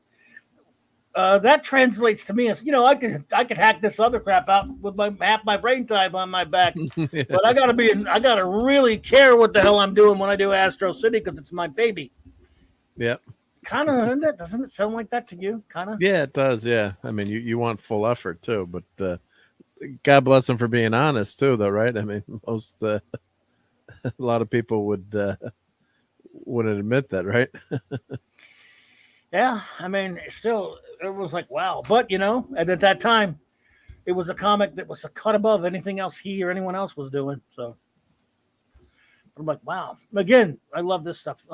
Perez Avengers. Yeah, the 70s, yep. See, I like these better than those 2000s. You like this? Yeah, these are better. Yeah, I'll agree. Yeah, these are better. Yeah. But still, compared now to what the filth we have now, no, I'm fine with that stuff you were just showing. It's good. Yeah. But this was that's a great cover of Taskmaster. Yeah, Taskmaster. That's the real Taskmaster. His first appearance or one of them? Probably, right? Yeah, introducing that's the one that took off like crazy, I guess. Now value wise, what's that? $100 now. Yeah, which is silly because it's nothing to do with the shitty movie version. Yeah. Red Ronin. That's got Red Ronin. It's Shogun Warriors and Avengers. I remember this one. Yeah, Jarvis takes over. Yeah. Excuse me. Then Jarvis takes over, then Perez leaves the comic. Yep. You want to see some George Perez's most beautiful stuff at that point? Go look for X-Men, Uncanny X-Men annual number, I want to say 2 or 3 or 4. Came out right around that time. Let me see the annuals. Just find the one Perez did because he and Terry Austin did an annual, the one with Akron. Let me see here. President. It should be alphabetical here. Wonder Woman. Let's see, or it's under X-Men, maybe.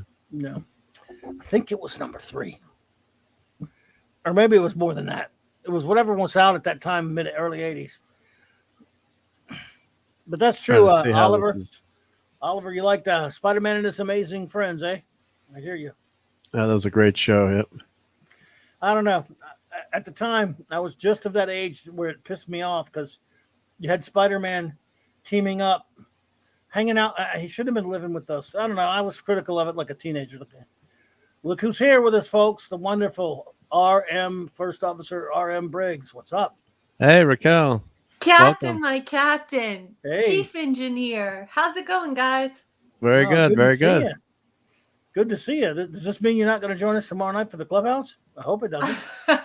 No, I will definitely be joining you for the clubhouse, but I thought that it would be okay for me to duck in here for the last few minutes of the show because I missed you guys, and I thought it would be a great idea to say hello and look at what you're celebrating.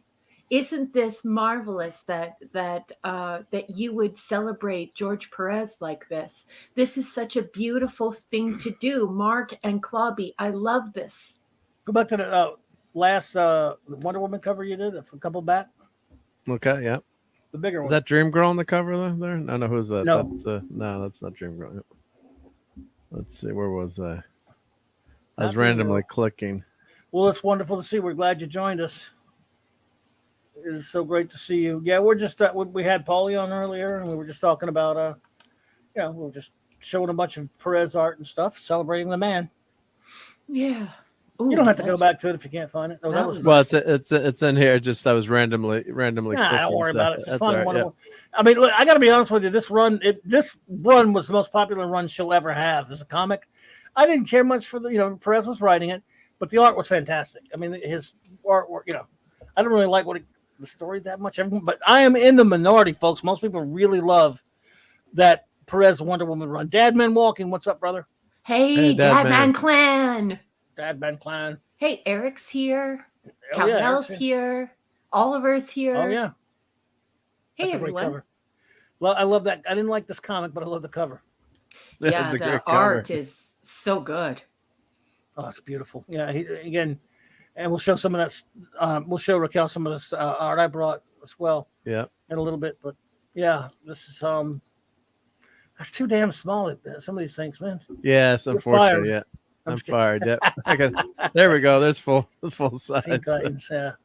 That's later stuff though. Yeah. Screw 52. Oh, dude, what's wrong with you? I don't know what I'm clicking Screw on. 52. I can't see from the side of the room. Oh no. Hey, Steve Mitchum, D. Bud Martin. Good evening. Let's see here. Where's I'm trying to find you're looking for Uncanny X-Men, right? Hungry Boy. Look, oh, dude, I have that issue. Go back to that pace setter. Remember, I was telling you about I worked in the plant that had that. You don't know how to go back to the one you're at. Oh well. Well, it's just I'm just clicking, so it's it's well, anyway, I had that. That was when we print. I worked at we printed it. We printed that issue when I was working. Pace Setter was a George Perez fan magazine. Oh, yeah, Hungry Boy. Yeah, I am a Perez fan. You want to know why? I have the best comic book teachers. This nerd has been schooled by some of the best geeks in the business. There it is. All present company included. And so, yeah, I love Perez. I think the art is just gorgeous. This was one of the issues. I think the last one we did. Now, this one of the first ones we did. Again, I thought this. It gave me I think I bought this when it came out. Then when I went to work for the printing company, I found out we were making that mag. That's hysterical. I couldn't believe it. I was like, whoa. Then the guy was like, you know who that artist is? I said, yeah. And I started telling him stuff. The guy who handled their account, he said, well, you know more about him than me then. He definitely did. But no shit. That was weird. But yeah, that's so yeah. Little fanzine. Yeah, you love that kind of stuff too, because it's just so many great details. And unfortunately, the covers aren't that big here. They look like there's 16 issues. There could be more. That was that he did covers. I'm sorry, yeah. Well, I think that one of the Titans you just showed with the blue background, that was the last issue that was done. And he gave me about the guy I worked with gave me about 10 of them. He said, "Well, you can have these, but don't sell them or anything." I said, "Well," I said, sell them. Who cares? I didn't. Of course, I gave some friends. Yeah. I love that color family you just showed, Mark. That gold tinge on that cover, that was really cool. They just showed one of Steve's favorites. I mean, you went past it. Sorry, guys. Yeah. So what do they call that? Built-in patina? I don't know. I don't know what that means. Like a dirty gold. Oh, well worn. Yep. Yeah. Judas Contract. Well, annual 2. Yeah, did you find that X-Men annual? Of course, you need to see interior on that one. Let me just dig it up. Yeah. You dig it up and then you show it when you get it. Yeah. I gotta remember the damn number. Introducing Terror. Terror, is she friend or foe? That was some of them. Good evening, Stuart. Dolly had railroad tracks. She could pick up FM radio. And yes, Hungry Boy, I love seeing you impressed or enjoying yourself. And I absolutely love it when someone like you uses the word elegant. It's quite thrilling. Perez is quite thrilling. He brings out the best in all of the professional, serious, hardcore geeks. Here we go. This is I'll put yours back up in a second. Yeah. You found the that was a great issue of Teen Titans. This I knew it was number 3. I got a number right for a change. There you go. Let's see here. Oh, beautiful. This is this was Perez inked by the great Terry Austin. on an X-Men annual, which was rare because well, the stuff he was doing. Look at this chat. Dolly loved Perez. Hashtag Dolly loved Perez. Yeah. I love you guys. Damn, this is so good. Yeah. You ever find this one? This is with Perez's. What year was that around, you think? Roughly. 80s or 80s. 80? Right around 1980. Up 80, 81, 80, somewhere up in there. Someone will probably know. Yep. Well, let's see here. 79. There we go. Well, I got close. Anyone remember that issue, the X-Men annual? Because again, Perez just wasn't the guy who did X-Men and didn't do the regular series at all. He was doing FF and Avengers and stuff. So, anyways. Do you think that was a fill-in, or they just needed someone, or he wanted to do it, or Yeah, pretty much? What- Byrne was busy on the regular X-Men title, and Perez was doing. He was faster than Byrne, I thought, anyway. And he was, not Kirby fast, but fast. And yeah, he was doing. He was doing FF and Avengers around then at some point. I think. No, he was off of FF. He was off of FF. Anyway, whatever it was, he had. Yep, you remember that one? A Hungry Boy. I do remember it, but it was inked by Terry Austin. So yeah. is that a cover by Perez, or that's? No, Perez didn't do. Yeah, that's cover. why. That's why. Yeah, I think that was That's a Perez. actually Yeah, Frank Miller cover. yeah, so that's why it's not showing up on my list, because I just sorted Yeah, to show show the covers that he did. right. Yep. Strangely enough, it's Frank Miller cover, but with Austin inking him. Okay. Okay, let's see. Here we go. Oop. Yeah, so these are all the Titans. Well, I'm just in order, but Wow. yeah, you can sort omnibus. by cover artist. So yeah, I love that T headquarters. Yep. Yeah, this is first issue of the Baxter run. I didn't like the damn negligee Robin was wearing. I don't like that Nighthawk negligee. Nightwing negligee. But this, of course, it's a redo of classic of issue number 1. God, this.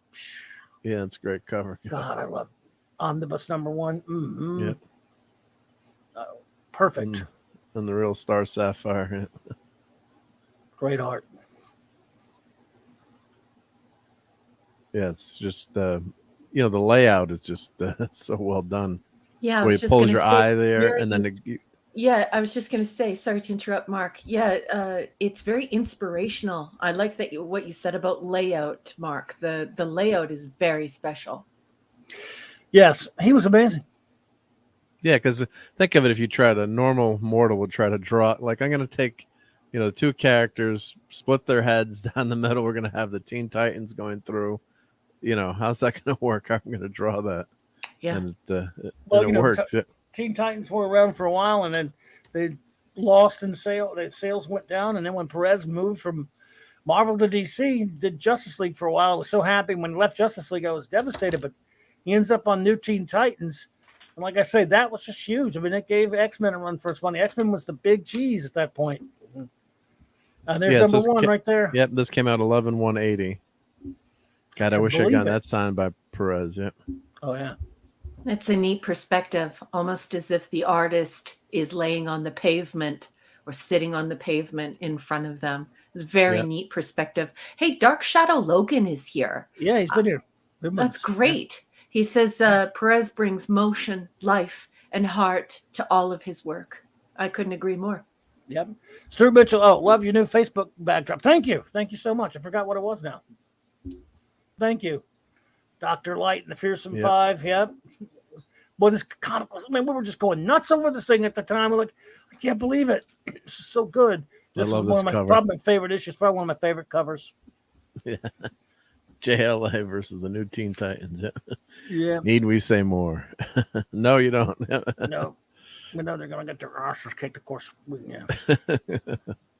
Let's see here. There you go, Trigon.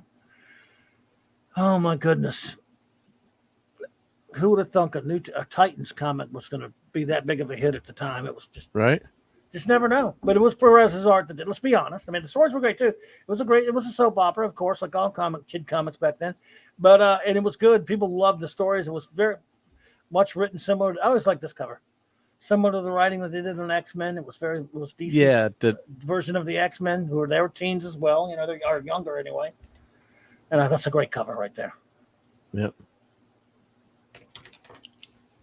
Well, that's what happened. Yeah, you always say monkey see, monkey do. So one. Definitely, they definitely, latched onto that craze at the time. But it was well written and well done too. It wasn't, it wasn't like they didn't do a good job with it. And I think the TV show tried to draw parts of this, the Doom Patrol TV show. Yeah, but it was mostly adapting the Morrison run there. Yeah, a couple of elements of that. Since you're on Titans, we should combine and show some Titans stuff here. Some big versions of it. Here we go. I love that cover. Yep. Hey, Dadman, I'm glad that you're here. And I want you to know that any questions you have, no matter how, silly they may seem, that this whole panel of experts that are assembled here this evening would be happy to answer any of your questions. I absolutely love learning from this team. So it's okay if you don't know a lot about the topics. I don't either. And that's why I learn from these guys. They're really, really smart and wonderful people. Thank you, Dad, man. Appreciate that. Thanks, Dad, man. Yep. Hungry Boy, I think a lot of people did that, man. The X-Men were, we're still in I think at this point, we're still in the Byrne run. I mean, it was still doing extremely well. It was still the big kahuna, but I migrated from X-Men to Teen Titans thanks to Perez. But eventually, after Byrne left especially, a lot of people, I don't know. A lot of people. The X-Men were never as good. I was reading both, but after he left, I got to be honest. I think I have most of the X-Men up to issue 350. And wow, I mean, just a long time. The stories just got so convoluted. God bless Chris Claremont, but it was just really, really tough to follow after a while. It was just all the plot threads dangling, and it's like you needed a notebook to. That's why artists. One reason artists like working with him, there were so many words crammed onto a page. They didn't have to draw much. Was he verbose? Holy crap! Yeah. I like Chris Claremont. I think he's one of a soap opera writer. Yeah. Byrne had faults too. They were sort of. I hate to invoke it, but sort of Lennon and McCartney. They covered each other. They covered each other very well and worked so well together. But they, Byrne did a lot of the plotting. Claremont, I don't know, stayed on it forever after Byrne left because he wanted to do his own thing. I don't know. It just, I mean, some people loved it, but just for me, growing up with that, X-Men in the 70s and 80s, and then you keep reading it.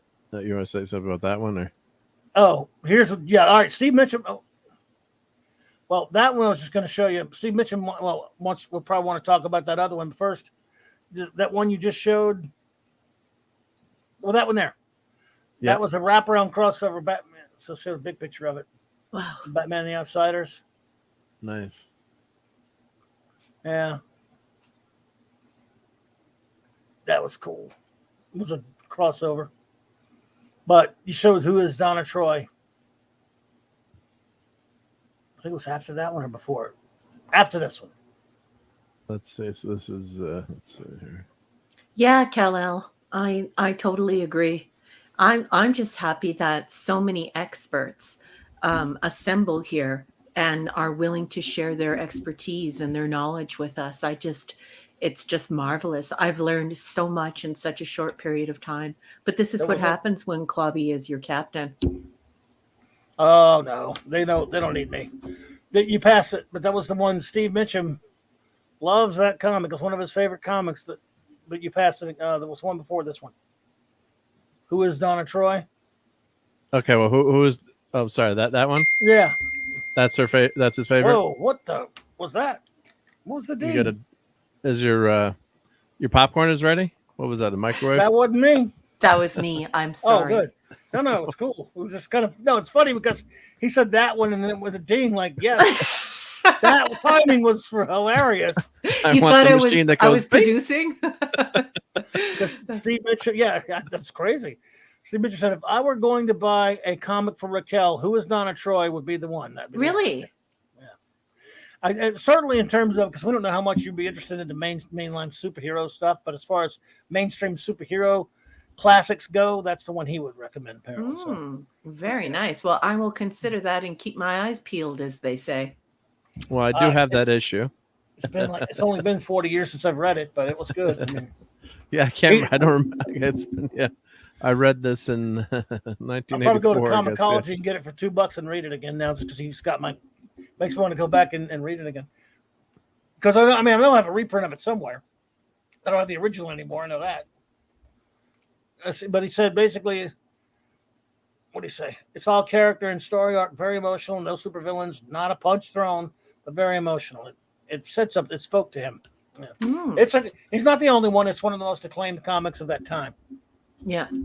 Probably for that reason, it was a little bit different. So anyway, I mean, this was the thing that launched him into superstardom. Okay, we'll get back. I was going to show Raquel some of these pictures. Sure, yeah. Keep that up there, though. I'll keep that up. Yep. He started. There's him drawing himself. Oh wow. And of course, there he is as he is today. And Mark read the that was pretty chilling and touching. What that note he wrote out there for yesterday. Terrible. It's a terrible situation. One of his earliest works, though, was the Logan's Run comic. What? In the early 70s. Yep, Marvel did a comic. Shut the front door. Yeah, he did this for a while. Wow. He was just getting his style going there. He he did Inhumans comic. Wow. And of course, he did some FF. Did a good run on FF that I love. My beloved Fantastic Four. I do have to say, I really like the art. Yeah. I mean, he was just getting a style. It's a very clean style. It worked perfectly. But look at him again. Even at that point, I love the inks by Senate. Sorry, Steve. But I mean, look at that. Especially the bottom panel, the big quarter page panel or whatever with the Fantastic Art flying and even Johnny that panel flying. Even that panel with Reed is so well done. Even the question mark is drawn. You can picture Reed yelling there and snapping his head. It's like the expression. Yep. But this one, almost like they have a flair for filmmaking, because these slides don't feel like slides. They don't feel like little blocks of dialogue. It feels like film. So you have these big, wide, glorious shots, and then these tight shots on their faces, and the faces are really animated. So it's got a film quality to it. It's really beautiful, isn't it? That's what I was saying before when Paulie was on. When I read a comic, when you really get into it, it's almost like you're watching a movie. And Paulie was joking, like a really old movie with not as many frames per second. But you kind of close your eyes and you picture, like I can see the torch flying in and getting targeted there, and this is a beautiful page. Yeah, it's gorgeous. But I am beginning to understand this form, and it is just outstanding. When it's done to a high level like this, it's just you start to see just what a fine thing it is, and how much appreciation it deserves. Yep. And Steve's wrong about Senate. He definitely did a wonderful job making this page. That's okay, Steve. It's okay to be wrong sometimes, man. Look, I'm wrong about things way more than you are, buddy. So it's okay. And you're the artist here. So look at it as a challenge. Like, even when it comes to art, you can be wrong about stuff. I'm wrong about stuff way more than you. It's just on this one. We're good. He'll punch me next time he sees me on it. Arm wrestle for the winner. Yeah. Yep. Some black and white Perez. Nice. Showed this to Paulie earlier. He created the first Latino character. And this StreamYard is going slow.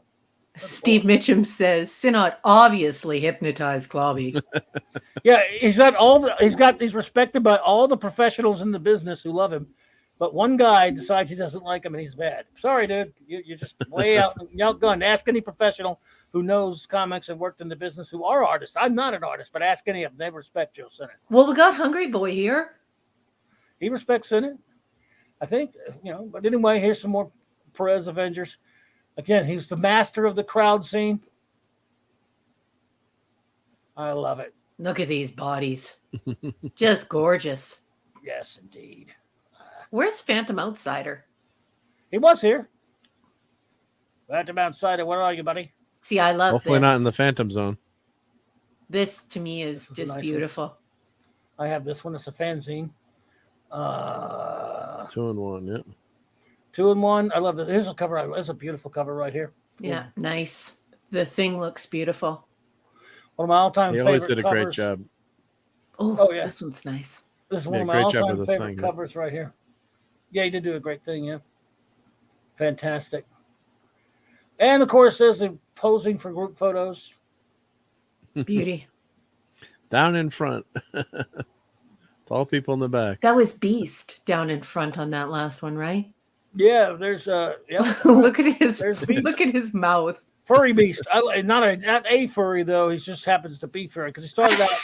The Beast when he was in the X-Men was just a man who was all misshapen, but then he became the quote unquote. I hate calling him Furry Beast now, like we've always called him, because now people go a furry. No, not that. No. That was after he mutated again. Yeah, I always love this one. The Earth 1 and Earth 2, Justice League, Justice Society. This is just extraordinary right here. Yeah, that's really nice. Only Soups can hold both of those objects. And here's the comic that will never be done. I mean, they did it later, but not quite the same. Not this one. It's the one I wanted, and then yet the original JLA Avengers crossover that never happened. Thank you, Jim Shooter. Oh no, Steve Mitchum's he's gripping his garters. Oh no. He's doing what? He's gripping his garters. He has garters? Evidently. He means my stars and garters. Is what he's saying. Yeah. I'm not looking at the chat. Did he say that? Because that's what the Beast always says. Yes. Oh, my stars and garters. Yes. It's not that I didn't like him clobbering times. It's that his work sucks. Yeah, just go talk to all those. Oh, he did. He did write "Oh My Stars and Garters." Well done, Steve. You're almost forgiven. I still hate you. No, I love you, bro. You know that. He knows I love him. But yes, ask all those great comics professionals what they think of Senate. Mm-hmm. Hey, don't take my word for it. This is what we ended up getting, which kind of, I've never actually. I was so mad at them for costing us the original. I never went and read this. And now it's ridiculously expensive. Probably can't find it. It's beautiful. Teen Titans. Yep. Now, I had a poster of this and had it signed by Perez and gave it to a friend of this right here. Of course you did. That It sounds is a poster. exactly like you. Had him. I remember I brought it and I got him to sign it I brought the frame with it. It was framed when pull it frame, had him sign it. I don't know who has that now. I don't know if it's Claude or I think it's Claude. I think he's the one. Damn, I can't remember now. And yes, Mr. Parrish. I love calling him Claude. I told him to come over here because he fell asleep. I love this page. Where is he? Look, he was here earlier. Oh, he was? Oh, good. Yeah. Yep. I texted him. He must have went to sleep. Some Titans again. This what really. I mean, he was around, but this one superstar status. He didn't do Legion much, but I got a little Legion out of him from some covers. Clubby, if we Yes. go back back 2 images. Go back one more. And one more. Oh, go forward one more. Yeah, on the far left-hand side. Uh-huh. I remember that character from when I was young. What character is that? The Green Kid? Yeah. He's Changeling. Originally Beast Boy. Garfield Logan's his name. He was in very old Doom Patrol comics, and then he was in this comic, brought back in this comic. And of course, he was on the Teen Titans cartoon. Yeah. Yeah. Did you have? Did your youngin probably watch that cartoon or something? No. Okay. No, but I have a lot of nieces and nephews that are quite young, so that could have been. They might have watched it. How come I remember him from a comic? I wonder if I knew someone that had him in a comic. Could be. It was in New Teen Titans. He's for a popular while. character, you know. Yeah, in these isn't it comics, weird yeah. when you see something from your childhood from, Yeah. 40 years ago and you can't quite put your finger on it? Weird indeed. He could change into animals, so and they're always green. So maybe that's why it was. You remember it? Yeah, very cool character. I wish Perez had done more Legion, but still, I love this cover. Yeah, his Superman is gorgeous. A Superboy in this case, but yes. Is that Superboy? He does a lot of Superman, though. Yeah, but that is Superboy. Oh, I see it now. It says Superboy. Yeah, his Superboy is really, really beautiful. That is my ideal look for Superman. Same here. Same here. I love, of course, this rendering of the Silver Age Legion that he based on this from. Do you have Mark? Do you have History of the DC Universe? That hardcover, big special? No. That was from, Those, that. huh? God, this is my Legion right here. Both of them. silver and bronze. Silver and bronze. This is beautiful. Again, these beautiful concepts for how to create these group posters. This next one is dedicated to Raquel, even though she's seen it already. Oh, that's I want that.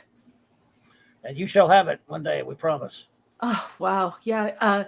Go back to Neuro Now. Go back. Neuro Now's in that one. Look. Yeah. She's in both of them. She's beautiful. I can't wait to cosplay her. Hurry up, let me cosplay.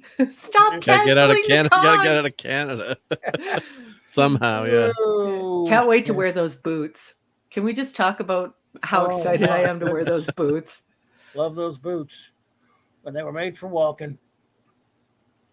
Now, as I said earlier, folks, who wins, we will never know, because there's some things in the universe that humankind was not meant to know, and that's who wins out of Cap and Bats. But I gots to know.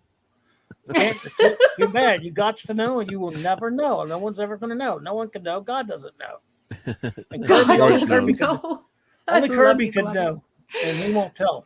That's great. Kirby he probably knew, but other than that, he was gone before that happened. This is beautiful right here. God, these Batman covers he did. Jesus. Just the cityscape behind them and the perspective, being that high up in the skyscrapers and knowing you're in a chokingly dense city. It's a really, really, really nice drawing. What a great artist. Just amazing. Yeah. I had, now this, of course, whoever had this was a postcard set, and it came without this one. I had all the other ones by Perez, and it didn't come this one. I had to get. I forgot how I got it now. I think a buddy of mine got it. I think my friend Carl got it for me. Now, I didn't have it signed like this one, but and I gave it to a friend of mine who was more. I mean, we both had a set, and he loves Batman.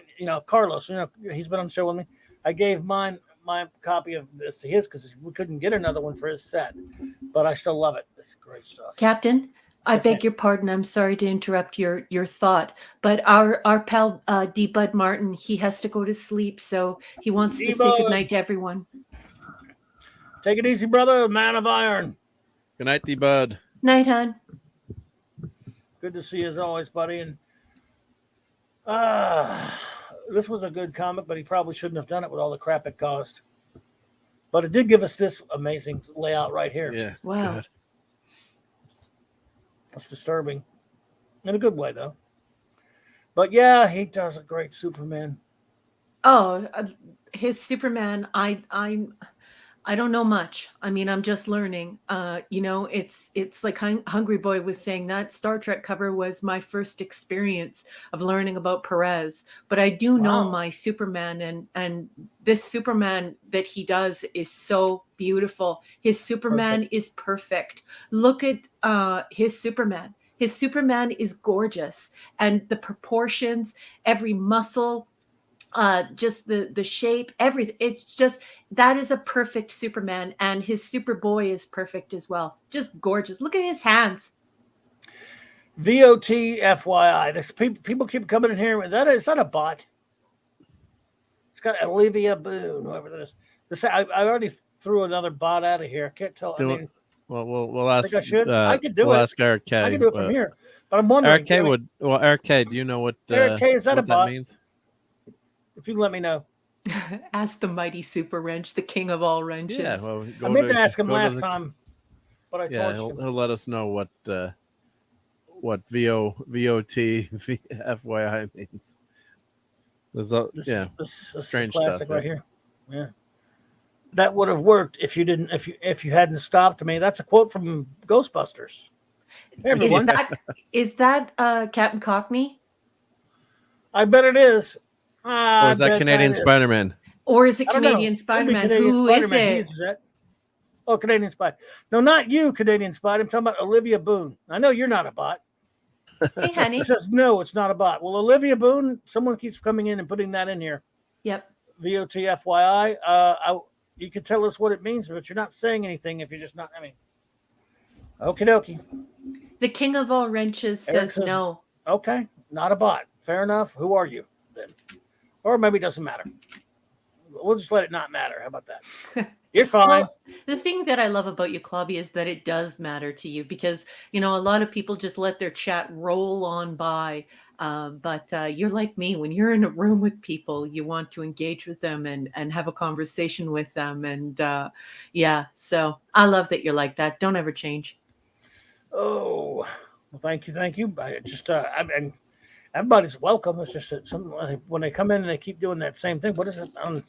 Maybe I don't want to know what that means. I'm not. Yeah, maybe you don't. This is Hungry Boy. Let's talk anatomy. You put whatever you want in the chat as far as anatomy goes, because I love it. I do think it matters. There's definitely an era where the bodies were just absolutely magnificent. Not too much, not too little. Very dynamic. Lots of different types of bodies and different types of strength, different types of I want to say musculature. I find it intensely interesting, and some of it is just so beautiful. It is like fine art in celebrating the human body. You know what I find about this cover that no one, I don't know if no one talks about it, but what always interests me that people don't really think of it, because you see that foreground. I mean, that everyone concentrates on the Superman figure holding Supergirl, the dead Supergirl. Mm-hmm. And it's a classic, this comic, Crisis on Infinite Earths number 7. But look at this, the background has always intrigued me. All those, again, that's a lot of work. Look at all the superheroes. Mm-hmm. And look at the detail he put in. He's got these characters in the background like that. Mm-hmm.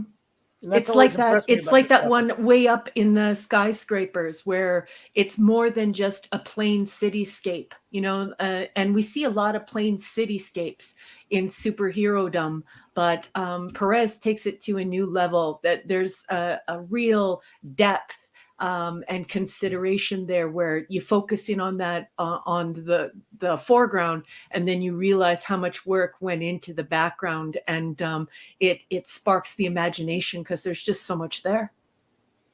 Yeah, it's astonishing. Let's see, I got a picture. I need to download the show because I can't find it here. All right. Let's see here. Who was I saying hello to before? I can't remember now.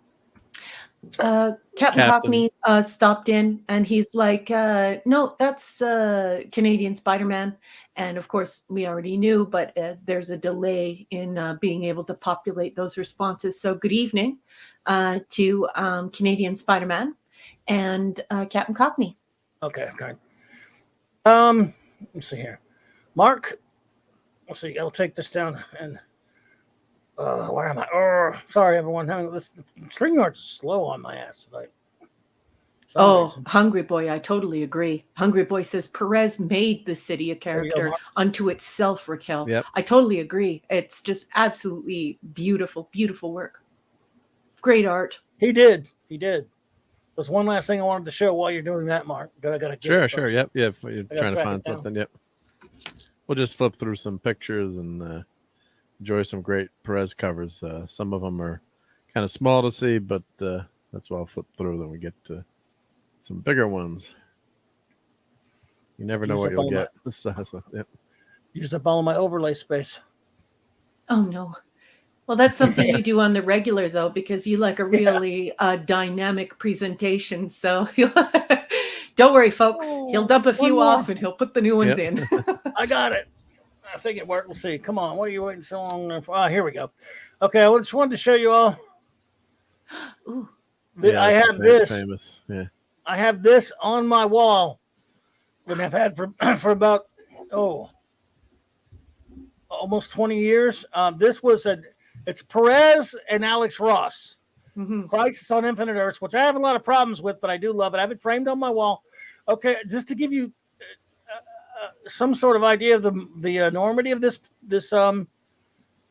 poster, which I have framed. A buddy of mine had it framed for me, gave it to me as a gift. Our good buddy Ace Cast Iron, hey, who's been here before, as you all know. This thing is almost 4 feet across. Wow. It might be 5 feet across. Something like that. And so, in other words, it takes up almost a whole damn wall.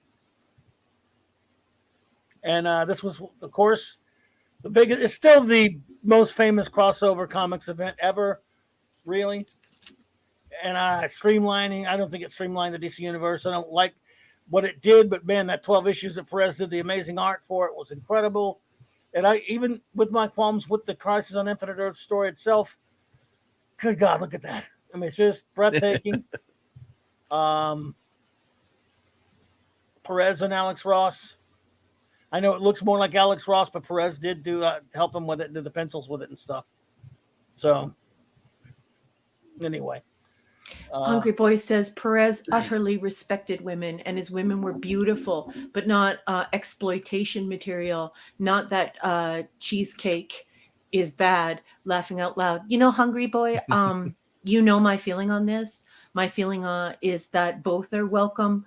I do like it when a woman isn't afraid to show off her body, and she's sexy, she's beautiful, and it feels so good. But then there's also times when I think a woman should be utterly naked, and there be no sexual connotation whatsoever, where you're just admiring her as a human being, her physical form, and I think we could do that with both men and women, you know. And I use the statue of David as an example.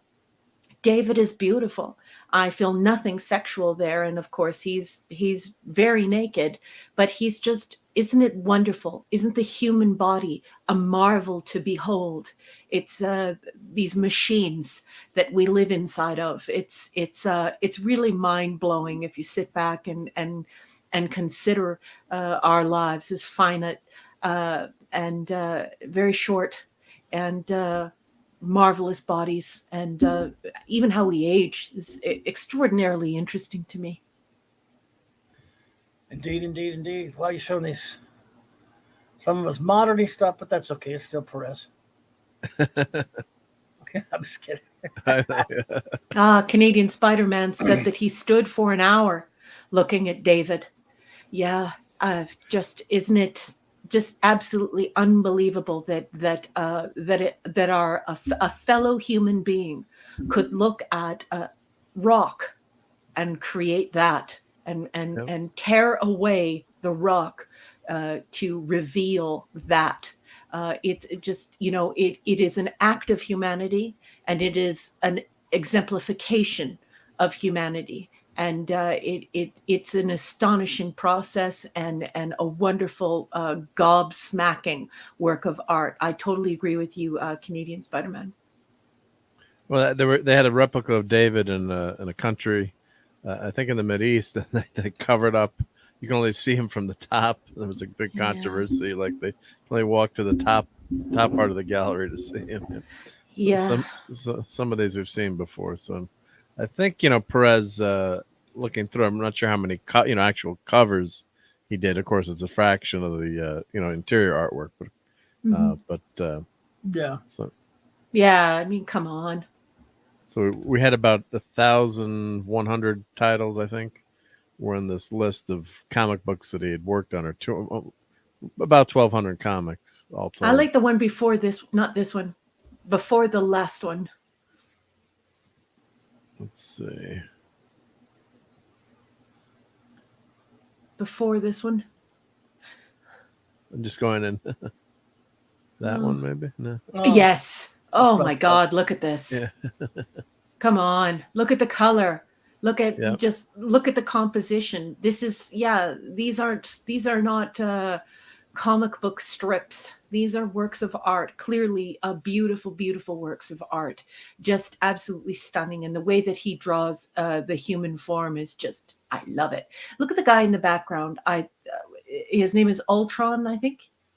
Mm-hmm. Well, that's Mach 5 on the right, or on the left. Oh, the left. Oh, that's Vision. Okay, look at Vision. In the green, that's Vision. Yeah. Yeah, look at the difference between Vision's body and Captain America. Just look at this beautiful mind of this person, just creating a completely different human being. It's almost as if they're real, and one has a different physique than the other, though both are superheroes. It's, well, actually, Vision's actually the intangible there. So he's an intangible form right there. Yeah, it's phantom. But that's form. how it's brilliantly drawn to convey that, though. Yep. Yeah. Oh, absolutely. But his muscles, his musculature, the muscles his physique. Yep. For someone to, put that much detail, and then of course, look at Captain America. Captain America is just glorious. I mean, you could do your laundry on his chest. Do you know what I mean? Like it's a washboard, right? Oh, you could get the stains out right there, honey. Eric, I love you very much. My stomach's not working for that. Yeah, but isn't it? But do you see what I mean, Mark? And as a novice, you're looking at this, and it looks and real though too. Yeah, it doesn't look like we were joking about Leafield before. He has that famous picture of Captain America where the chest is totally out of proportion to the head. Or what if they all look the same and they don't? They're very individual, as though they're real people. There's so much thought. I love it. Oh yeah, no, it's so well done, and then you really enjoy reading these comics too, because no matter how good your story is, I think bad art is tougher to overcome. When you're reading something, you could have a fantastic story, but if the art is not up to snuff, it's going to really take sometimes. the book down. It takes it down. But whereas if you've got a story that's not so great, you can kind of enjoy at least the art. So this art is great to look at. What a wonderful Captain Keg Chest. Yeah. What a wonderful thing to say, Mark. I love what you just said. Thank you. Yeah. I just absolutely love that. No one did a big one-page battle like him either. Good God. It's just and see, there's the thing. That's something that's been common to comics geeks forever. Raquel, is you would it's a character you like, and they stick some crappy, they'll have a good cover and then crappy art on the inside. And sometimes you'll think, well, that was a pretty good story, but the art, Jesus God, why? That's the thing we argue about, we complain about a lot. Sometimes we go, the art's great, the story sucked. That happens too. Yeah. Sometimes I go, the stories are poo-poo, but I'm buying because the art's so nice. That does happen. Yeah. I know people that have done that. But the killer is, yes, if you have I can name you so many comics. Man, the story was really good. That art is just putrid. Yeah. Yeah. Of course, now it all looks bad, but it's different. Yeah. And too bad we didn't get Moonstone to replace Carol Danvers permanently in the Marvel Universe, right? In the MCU, yep. Oh. I hear you, hungry boy. So, Mark, I love this pull or this pick.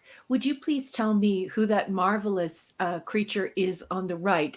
This looks like a villain. It's obviously a villain. Mach 5? Yeah. Would you please tell me about her? Well, or good night, Moonstone. Steve Mitchum. Night, Take Steve. care, Steve Mitchum. Yeah, Kiss Maddie. Isn't that the Carlos off in Moonstone with her new her costume? Yeah. So she changed her costume a bunch of times, but Yeah. so the Thunderbolts, well, spoiler if you're going to read it someday, they pretend to be heroes, and they come out and they're really villains. Mhm. And so that was a plot twist. So it was a whole plot. But it was a series, though. Yeah. A series, yeah. They appeared, I think, in the Incredible Hulk first. You know, and then people liked the group, and then they were villains scheming, and so it was the Masters of Evil, I think, and so it was a great. It was and Helmut, Baron Zemo, and yep. So Masters of Evil, and but then the trick is then some of the characters, then they actually become like a force for good, and Hawkeye takes over the group around issue 25, I think, or something like that, and so they're all kind of reformed supervillains, which Hawkeye is too, actually. He's been around so long, people forget. Who's the beautiful redhead, Mark? That would be Screaming Mimi, I think. Okay, Looks like what is she all about? right? She's from Thunderbolts, huh? Thunderbolts. That was after she's from after I dropped the comic, so you have to tell me. Yeah, that's Melissa Gold. So she was a supervillain at first, and then she had Screaming Mimi, so she had sonic powers, kind of like Banshee, to compare. Yep. Oh, okay. So she was so like shattering glass, singing at a certain register or a certain note. Yeah, and she had a gem or jewel or something that helped to enhance concentrate her power.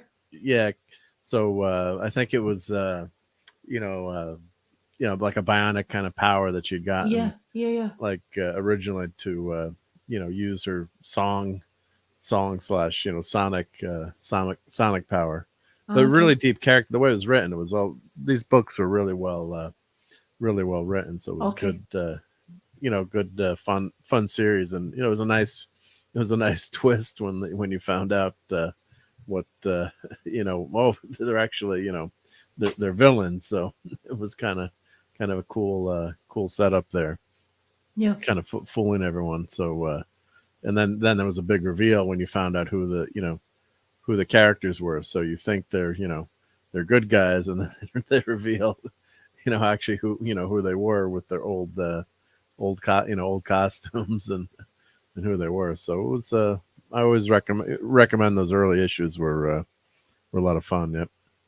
I love when I see a beautiful Irish woman who doesn't have her hair dyed, and I love that representation of redheads. It's great. It's so cool. Me too. I love representation of redheads. Yep. Yeah. Well, they're increasingly they're replacing the redheaded characters, which is kind of sad for me as a redhead, and certainly as an Irish person, and because it's really nice because there was historic racism against the Irish, and of course throughout history all over the world people have always hypersexualized redheads, or thought they were witches, or they killed redheads. So it's not easy to be redhead, and there aren't that very many of us. Well, right, isn't that one of the most rare, or one of the most rare combinations of genetics? Yeah. I think or redhead with blue eyes or something too. So I'm trying to remember. Redhead with green eyes okay. is the rarest. That's me. Okay. But a redhead with blue eyes is next, and it's the MC1R gene, and there's only between 1% and 2% of us in the world. So when I see a gorgeous redhead like that on the cover, it's like, wow. Yeah, I got a friend whose kids are all redheads, and the wife, but they joke is like a couple of sons are a couple of shades darker, but not much. He's like, he describes his youngest son. He basically spontaneously combusts when he goes in the sun. So my son's a redhead, the only one in the family. So there you go. Oh, really? Oh, yeah. You have the redhead gene in your family? That's great. I don't know. He's the only one. That's wonderful. I love it. Comes from his mother's side, probably. But yeah, well, you know what, a hungry boy. The answer to that is no. It would not be heretical to like Perez a bit more than Romita Senior. Were you here earlier at the beginning of the show, and I was talking about our dear departed buddy Mark C in the show we did last year, where I counted down my all-time. We both counted down our top 25 all-time favorite comic book artists. Mm-hmm. And were you here for that, Hungry Boy? Let me know, because before we get out of here, I'll just for you, I will bore everyone by running down that really quickly again. Sure, yeah. Because I guess he wasn't here, because I was actually thinking this one's for Hungry Boy when I did it, but I didn't think he wasn't here at the time. So you mentioned Hungry Boy though, yeah, at the time, yep. So it's not heretical at all. In fact, it's a favorite list. Okay. Oh no, well then this one's for you, Hungry Boy. I'm gonna run it. Just take a second anyway. I don't have Mark's list. We did it about a little over a year ago. But my top 25 all-time favorite comic book artists, counting down from 25 to 1. And now you can laugh at me. See, I was worried that I was going to get picked on for the order. Because, you can't, even though it's a favorite list, you can't, when you do whether it's Star Trek episodes, whether it's movies, people go, wait a minute, you got so-and-so above so-and-so? You know how that goes? So this is Hungry Boy. I want you to judge me on this one. You'll be my judge. Go ahead, Raquel. What'd you say? You were saying? Yeah, no, I was just going to say, I beg your pardon. I thought you were done. Stuart Mitchell. I love Mary Ashmead. Mary Ashmead is a very, very sweet person. And I love interacting with her over on Doomcock. Eric is the king of all wrenches. But Mary is the queen. So, she's a real sweetheart of a woman. And I'm so happy to have met her. She's always so kind to me. She is lovely. Absolutely. Yep. So you can judge me as you see fit. Hungry Boy, here you go. Number 25, John Buscema. Number 24, Marshall Rogers. Number 23, Al Williamson. What's up? I love it. Keep going. Number 22, Walt Simonson. Number 21, Steve Rude. Number 20, Nick Cardy. Number 19, I'm going to get in trouble for him being this low. I mean, I love him. If they're on my list, I love him. Joe Kubert. Number 18, Mike Grell. Don't hit me. Number 17, another one I'm going to get in trouble with for being too low. I know it, because we got static last year over it. Steve Ditko at 17. Number 16, Bernie Wrightson. Number 15, Dave Cockrum. Number 14, Wallace Wood. He's known as Wally Wood, but in deference to our good buddy Mark C., who loved Wallace Wood and had him higher than I did.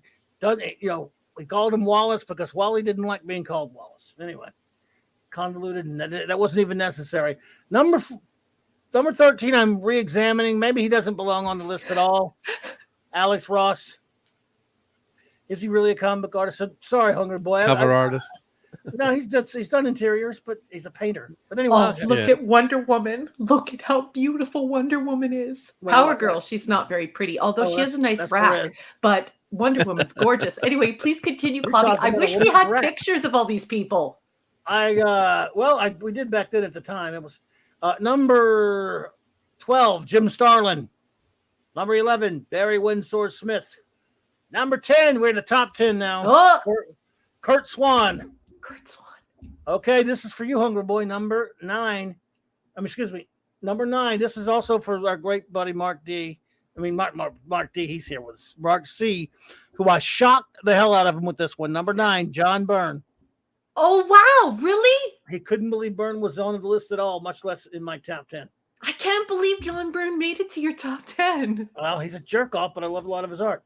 And this one's for you, Hungry Boy. Number 8, John Romita Jr. Just kidding, Senior. Junior's never been on the list. Sorry, Junior. The great Senior. I should go to hell just for him saying that. Number 7, Jim Steranko. Number 6, Jim Aparo. Number 5, Neil Adams. Number 4, Jose Luis Garcia Lopez. Number 3, George Perez. I love you, George. Number 2, Gil Kane. And number 1, anyone who can't guess who number 1 is never met me. Got to be Kirby. The King. I mean, it's not. Yeah, it's not even. Yeah, we all know who Marx was, but number 1 Byrne was Mark Steven Therese, right? I think so. I would have to guess. Yeah. So, Hungry Boy, that's for you, buddy. That's great. We should redo that on the Clubhouse, and we should show a picture of them with an example, like your favorite exemplar, like your favorite cover. I would love that, and I would find that in very instructive, and I think everyone would really enjoy it. Just like a quick little like your favorite exemplar of their work, and a photograph of them, and we could have like a little celebration of your top 20 or top 25 or even top 10 if you don't want to, if you don't have no, that's a good idea. Yeah, I think you should call it Clobby's top 2 to 25, because you're going to know who number 1 is anyway. Actually, what I'm going to do is I'm going to do it because I love the idea. I'm going to do it, but I'm also going to do Mark's list too. Great. Yeah. I'll do both of ours, even though I have this a video up. People can watch the whole long ass video of us talking about each artist. I got to go back and get his list. Yeah, and I'll probably do that. I would love it if we could do that on the Clubhouse, or even if you could do a video or both. It would be easier to do it on the stream, but like I would absolutely love that, because I want to see your favorite art. I want to see what these guys look like, and that's a good idea. Now we're going to lose our wonderful George Perez, and it's heartbreaking. And I think it's so wonderful that we're here celebrating him tonight. You're getting a ribbing from the King of All Wrenches, Eric K. The great Eric K. says Stanley is always number 1 in everything. And then we have Hungry Boy, who has leapt to his feet to give you a standing ovation. He loved your list, boss man. Well, thank you, Hungry Boy. And hey, you can email me your list.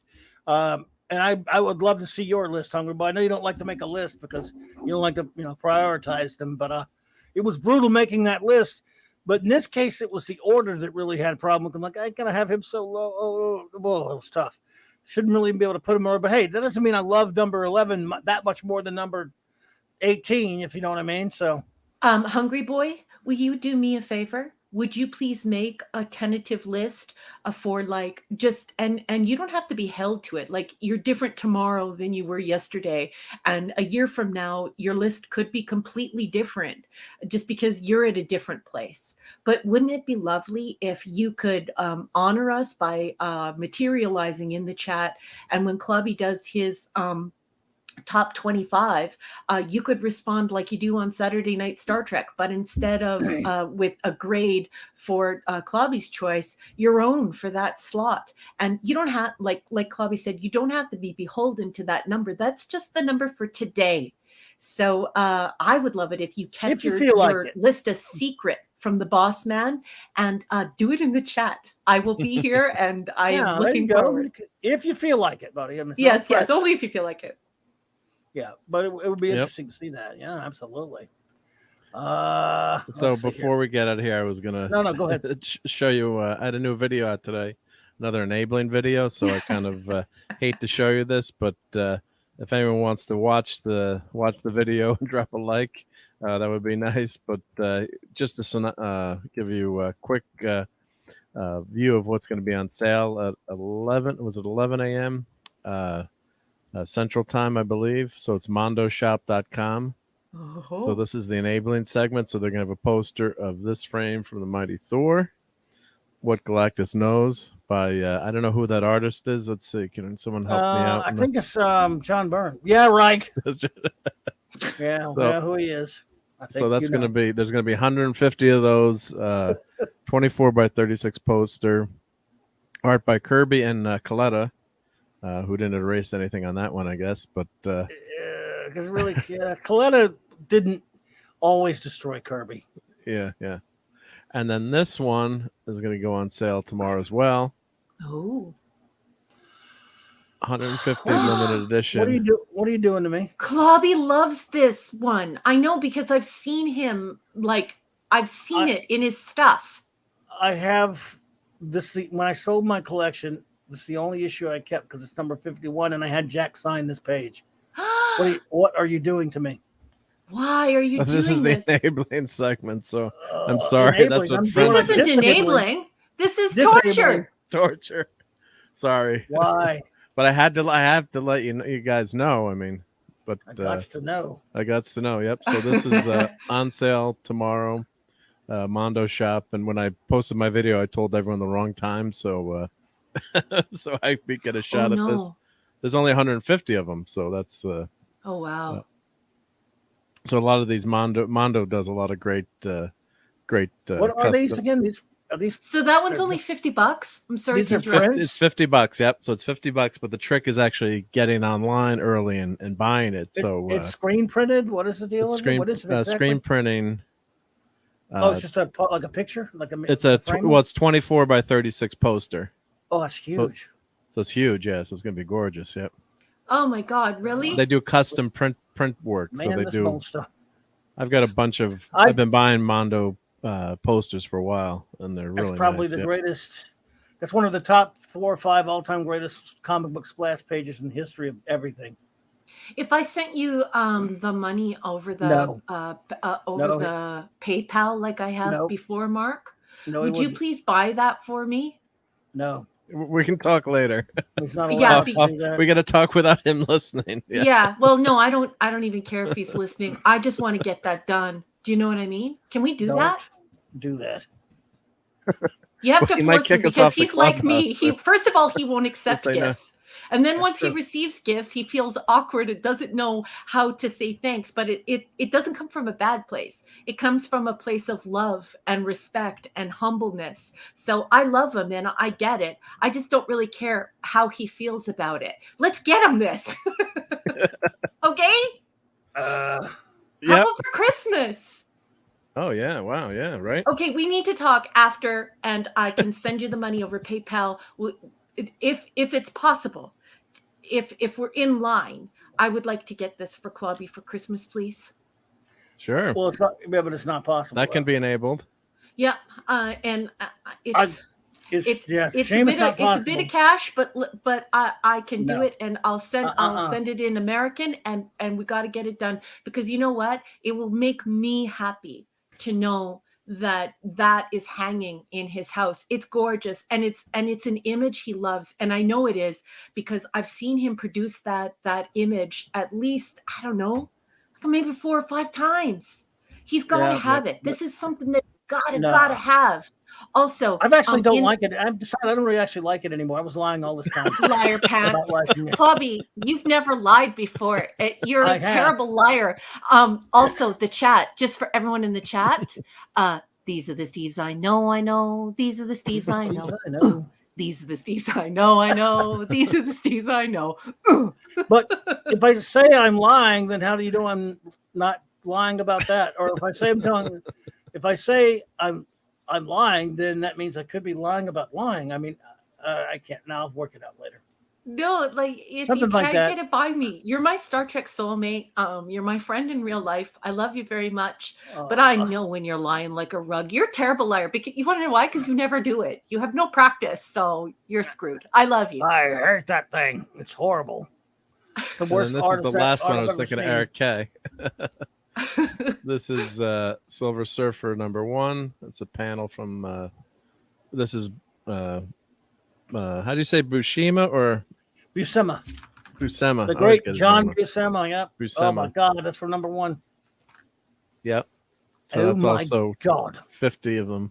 Now this one I said I didn't like it. I mean, it's a brilliant panel, but I just don't know if I like it on a poster without seeing the surfer's face. But it's Dark Shadow Logan. I totally agree. Clobby and I and of course you as well. Yeah, it's I don't think people understand. It's not like I want to hurt anyone's feelings or I want to be a party pooper. It's just I love my friends and family so much that I don't want them to spend money on me. And then it's also the fact that like there's just so much love tied up in the gift and such beautiful, thoughtful feelings that it could be pretty overwhelming. So yeah, it's not easy to accept gifts, but it comes from a place of humbleness and true appreciation that someone would go out of their way for me. And it makes me feel intensely uncomfortable, but I love my friends and family just the same, you know? So Dark Shadow Logan, Clobby and I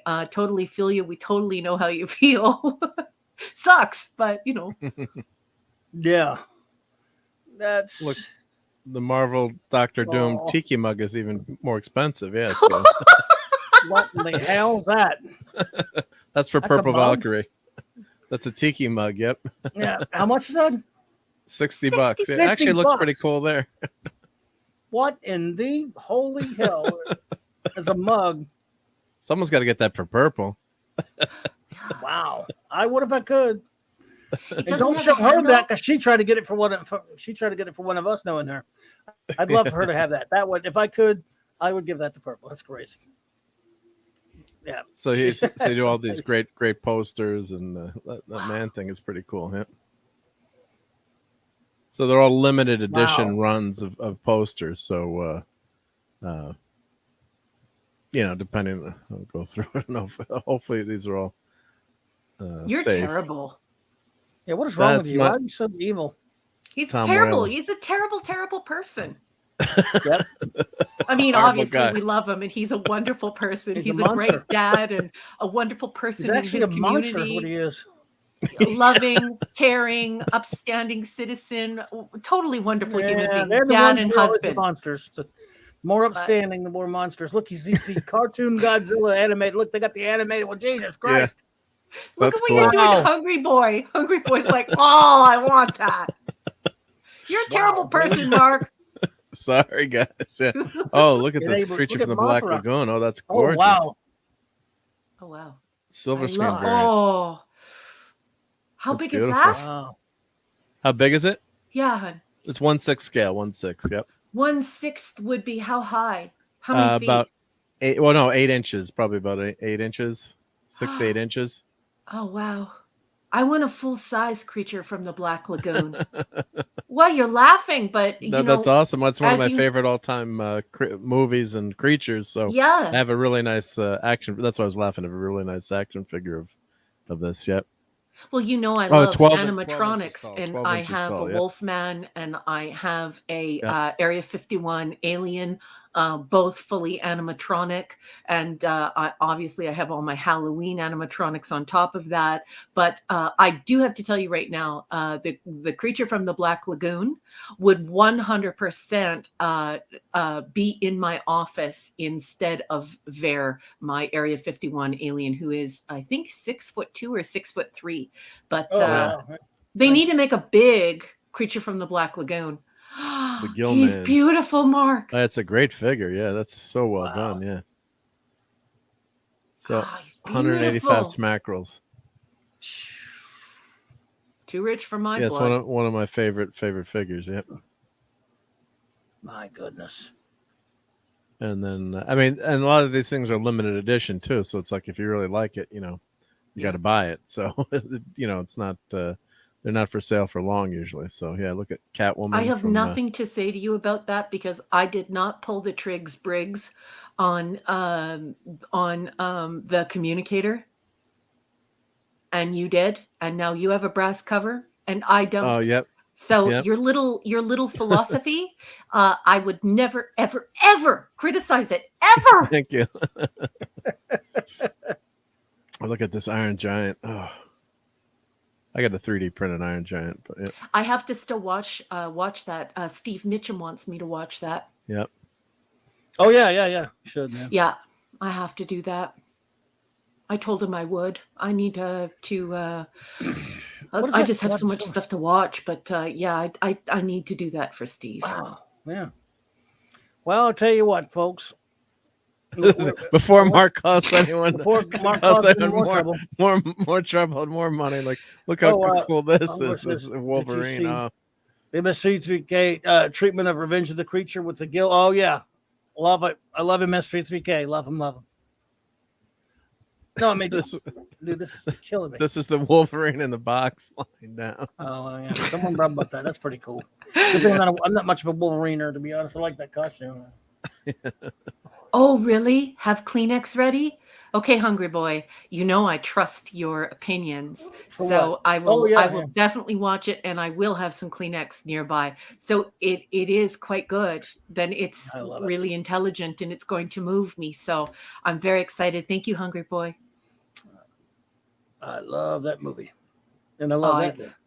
I love the creature from the Black Lagoon. Me too. One of my favorite characters of all time, of all time, and that is such a nice. Whoa. Yeah, Batman. Yeah, animated. Batman. Mark's trying to make us all take a second mortgage out on our house. That's what's happening here, folks. Yeah, we better go. Oh my goodness. Yeah. All right, everyone. Well, thank you all for being here with us tonight. We appreciate you. Are you seriously? If you're not done yet, no. I'm just it's cool, enjoying the torture. Is he ever done? He's never done. If you're a He-Man fan, or just check out my video and check out Mondo, and remember everyone. The auction starts at 2 p.m. tomorrow. No, I'm just kidding. Mark, I've never heard you make an evil joke before. Of course, I know you're joking, but I've never heard you make an evil joke before. That is hysterical. You'll do some things for the thing sometimes that you shouldn't be proud of yet, but yeah. Well, thank you all for being here with us tonight. It was a lot of fun. It is such a horrible, sad thing to hear about what has happened to George Perez. It's a shame. We'll enjoy his art, and I hope it turns out to be wrong. I hope something happens where they say we gave you the wrong info, George. But let's hope that. Wouldn't that be beautiful? What a wonderful thing to hope for. I love you so much, Clobby. I love you too. Because it just shows your character and what's inside of you, and what you hope for other people. It's very moving, and it's also extremely upsetting. So poor George. Yes. And I just posted on the link if anyone wants to donate to fight pancreatic cancer. It's Purple Stride, and I just put the link in there. It's pancam.org. Yeah. My dad passed away from that in 2016, so it's near and dear to my heart. Any cancer, but that was a real pernicious one because unfortunately when they detect it, it's usually too late. Unfortunately, so. Cancer's taken a lot of way too many people. So if you feel like donating, that would be great. And it's a really good top-notch organization, because I know sometimes you have to watch out for who you donate to. But if you can spare a few coins, that's a worthy cause, and in honor of George Perez. Yeah. Show notes, everyone. No Global Geek Gang tomorrow, but the Clobby's Clubhouse, I think we call it. Yep, the Clubhouse. Yep. We'll be here tomorrow night, same bat time, same bat channel, 9 p.m. Central Standard Time. And Saturday night Star Trek, 4 more episodes to review, and absolutely no Wesley. Yes. 9 p.m. Central Standard Time. And then, Hungry Boy, dude, I hope you can be here, because we have our award show, the Clobbies, as I jokingly call them, Clobberin Times, Mark C. Comics Talk. On Monday night, I've decided to name this. This will be the third installment. It's the Mark C. Clobberin Times. It's Comics Creator Hall of Fame. Ooh, nice. Wave 3. Nice. Can you figure out by this picture who will be the next 10 inductees? Yep. Well, I think we all know who one of them will be. But, yes. So anyway, 10 more inductees. Just to show you, Clobby, I'm calling you Clobby now, Hungry Boy. That's how weird I am today. Here's all the guys that were in Wave 2. Cool. Neil Adams, Bill Everett, Joe Simon, Byrne Hogarth, Alan Moore, Harvey Kurtzman, Wallace Wood, Gardner Fox, John Romita, Sr., and Kurt Swan.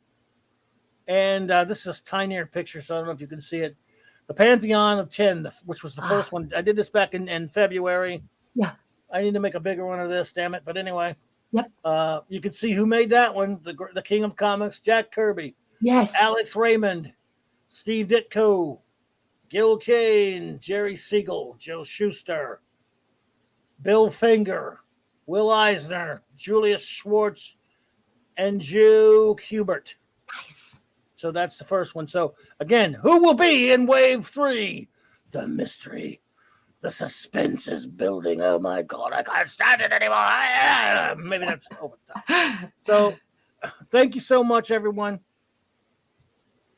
And have a wonderful rest of your whatever it is. We don't know what it is, but whatever it is, have a wonderful one. And big thanks to my good buddy and chief engineer, the great Mark D. with a C, for hanging out with me tonight, and our wonderful first officer showing up to hang out with us as well. It was a wonderful surprise to have you hang out with us. Good night, everybody. Night.